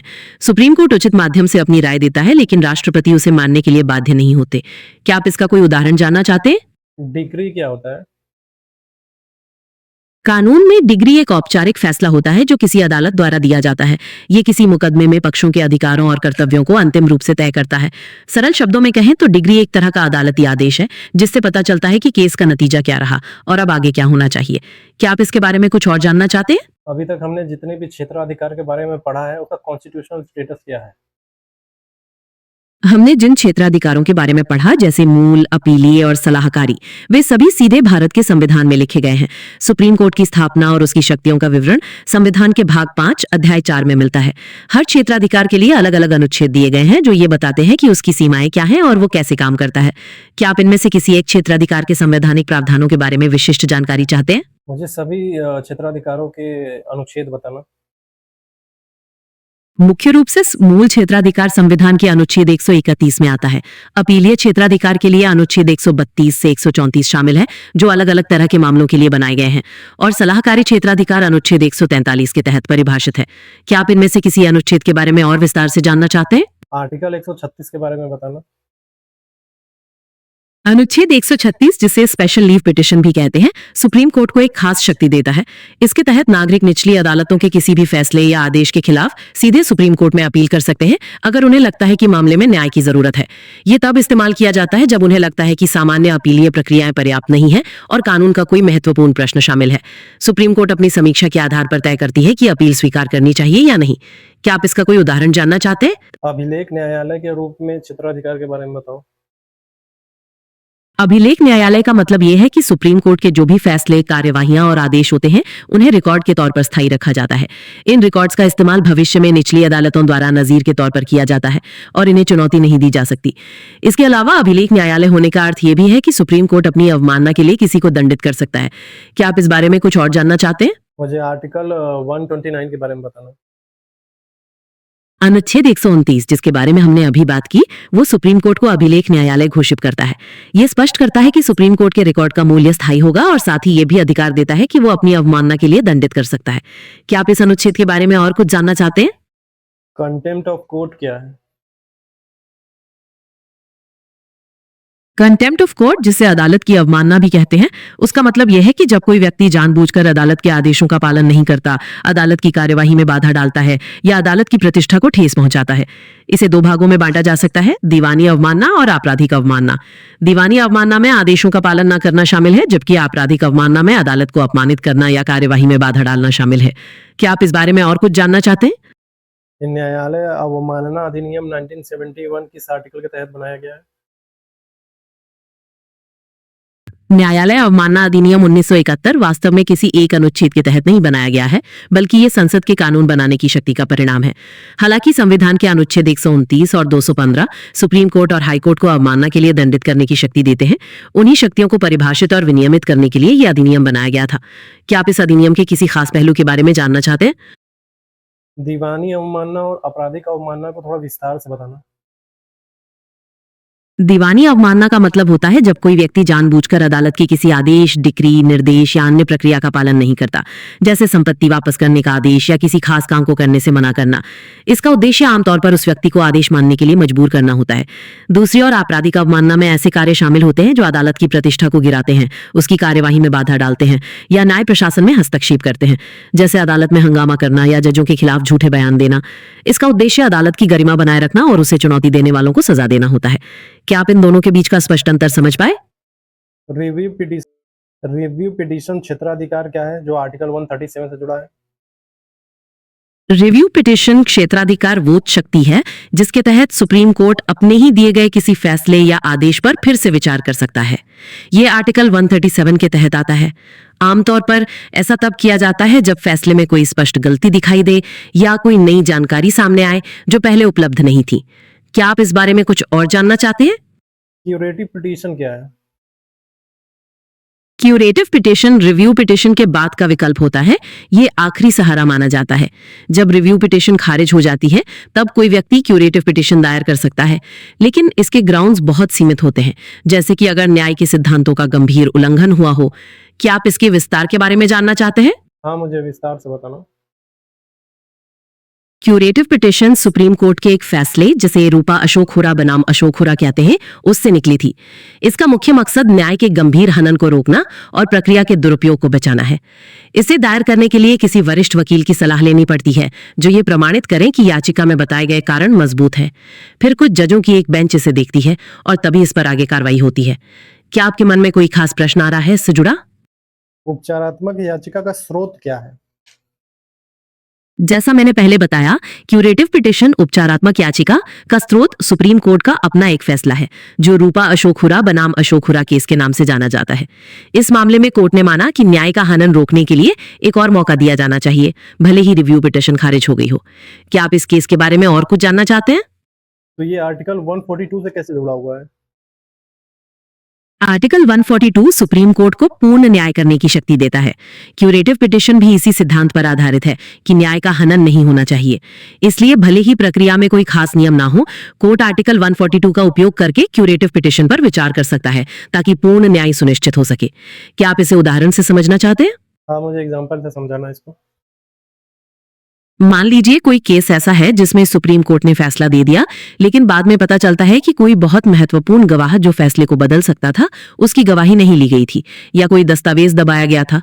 ऐसे में ये मानते हुए कि न्याय का गंभीर हनन हुआ है, कोर्ट आर्टिकल 142 का इस्तेमाल करके क्यूरेटिव पिटिशन स्वीकार कर सकता है और मामले पर फिर से विचार कर सकता है, ताकि वास्तव में न्याय हो। क्या अब ये उदाहरण स्पष्ट हो गया? न्यायालय की स्वतंत्रता सुनिश्चित करने वाले कौन-कौन से प्रावधान हैं? न्यायालय की स्वतंत्रता सुनिश्चित करने के लिए कई प्रावधान भारतीय संविधान में हैं, जैसे जजों की नियुक्ति की प्रक्रिया, उनका कार्यकाल सुरक्षित करना, उनके वेतन और भत्ते जो कम नहीं किए जा सकते, और उनकी कार्यप्रणाली पर संसद में चर्चा पर रोक। इसके अलावा अवमानना की शक्ति भी न्यायपालिका को स्वतंत्र बनाए रखने में मदद करती है। क्या आप इनमें से किसी प्रावधान के बारे में विस्तार से जानना चाहते हैं? हाई कोर्ट क्या है? हाई कोर्ट राज्य स्तर का सबसे बड़ा न्यायालय होता है। ये राज्य के नीचे के न्यायालयों पर निगरानी रखता है और अपीलें सुनता है। साथ ही कुछ मामलों में ये सीधे याचिकाएं भी स्वीकार करता है। क्या आप इसके कार्यों या संरचना के बारे में कुछ और जानना चाहते हैं? सर, कॉन्स्टिट्यूशनल स्टेटस क्या है? कॉन्स्टिट्यूशनल स्टेटस का मतलब है किसी संस्था या पद को संविधान में दी गई मान्यता और शक्तियां। इसका मतलब यह है कि उस संस्था की रचना, कार्य और अधिकार सीधे संविधान से आते हैं, न कि केवल किसी कानून से।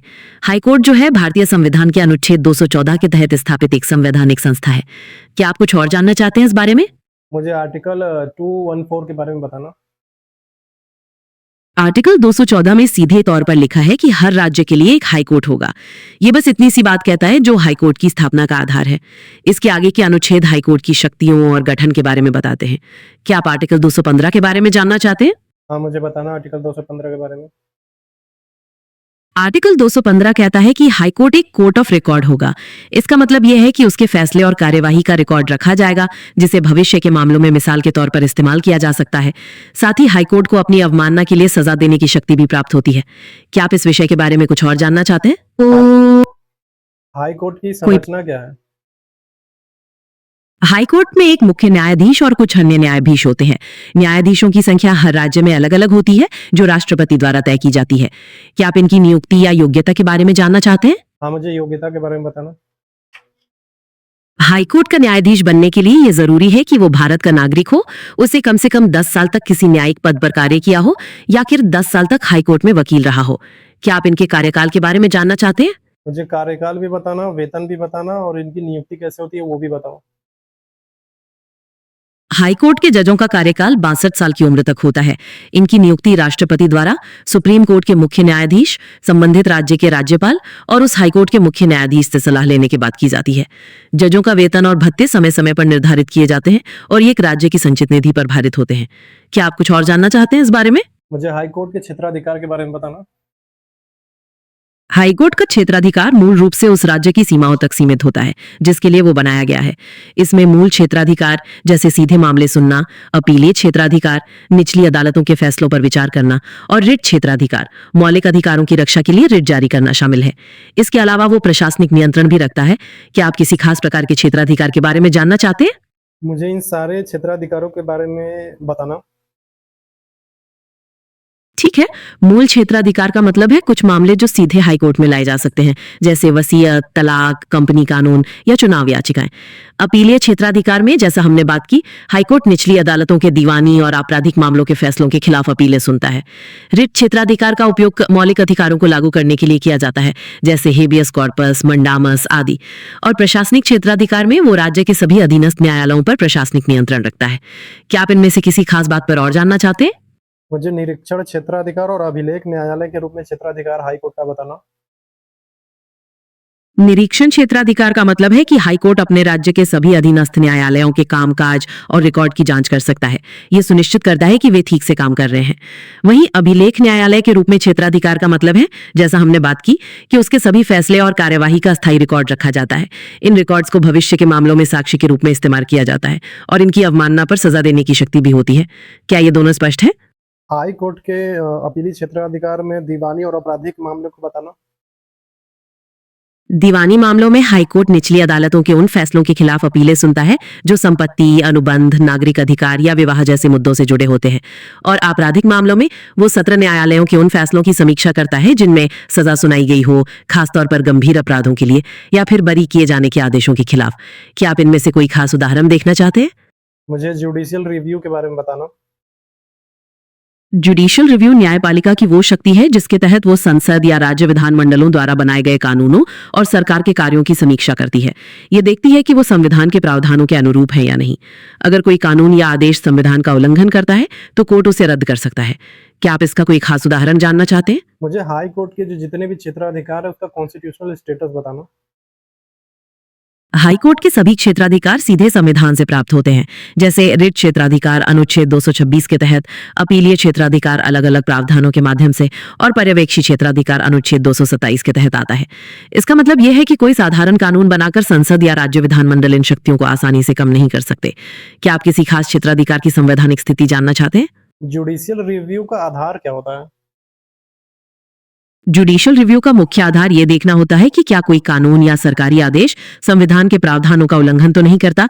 इसमें यह देखा जाता है कि क्या संबंधित कानून संसद या राज्य विधानमंडल की अधिकारिता के बाहर तो नहीं है या फिर मौलिक अधिकारों का हनन तो नहीं करता। क्या आप इस बारे में कुछ और जानना चाहते हैं? जुडिशियल रिव्यू का कॉन्स्टिट्यूशनल स्टेटस कोई है? जुडिशियल रिव्यू का आधार मुख्य रूप से संविधान की सर्वोच्चता है। यह देखा जाता है कि कोई कानून या आदेश संविधान का उल्लंघन तो नहीं करता। जहां तक इसके संवैधानिक स्थिति का सवाल है, भारतीय संविधान में जुडिशियल रिव्यू शब्द स्पष्ट रूप से लिखा नहीं है, लेकिन कई अनुच्छेदों जैसे अनुच्छेद 13, 32, 226 और 246 के तहत यह शक्ति न्यायपालिका को प्राप्त होती है। क्या आप इनमें से किसी अनुच्छेद के बारे में विशिष्ट जानकारी चाहते हैं? हाँ, मुझे आर्टिकल 246 के बारे में बताना। आर्टिकल 246 केंद्र और राज्यों के बीच कानूनों के विभाजन के बारे में बताता है। इसमें 3 सूचियां हैं: संघ सूची, राज्य सूची और संवर्ती सूची। संघ सूची पर केंद्र कानून बनाता है, राज्य सूची पर राज्य और संवर्ती सूची पर दोनों बना सकते हैं। जुडिशियल रिव्यू के तहत कोर्ट ये देखता है कि कोई कानून किसी ऐसी सूची का विषय तो नहीं है जिस पर कानून बनाने का अधिकार उस संस्था को नहीं था। क्या आप इन सूचियों के बारे में और जानना चाहते हैं? मुझे जुडिशियल एक्टिविज्म के बारे में बताना।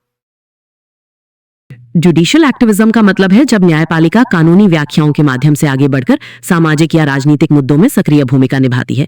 इसमें वो कभी-कभी कार्यपालिका या विधायिका के कार्यों में हस्तक्षेप भी करती है ताकि लोगों के अधिकारों की रक्षा हो सके या न्याय मिल सके। क्या आप इसका कोई खास उदाहरण जानना चाहते हैं? मुझे इसका एग्जाम्पल देना। जैसे सार्वजनिक स्थानों पर प्रदूषण फैलाने के खिलाफ आदेश देना या फिर बच्चों के अधिकारों के लिए कोई नीति बनाने का निर्देश देना। कई बार जनहित याचिकाओं के माध्यम से कोर्ट ऐसे मामलों में पहल करता है। क्या आप और जानना चाहते हैं? जुडिशियल एक्टिविज्म के कारण क्या है? इसके कई कारण हो सकते हैं। कभी कभी कार्यपालिका या विधायिका जब अपने कार्यों में निष्फल रहती है और लोगों की उम्मीदें पूरी नहीं कर पाती, तब न्यायपालिका को हस्तक्षेप करना पड़ता है।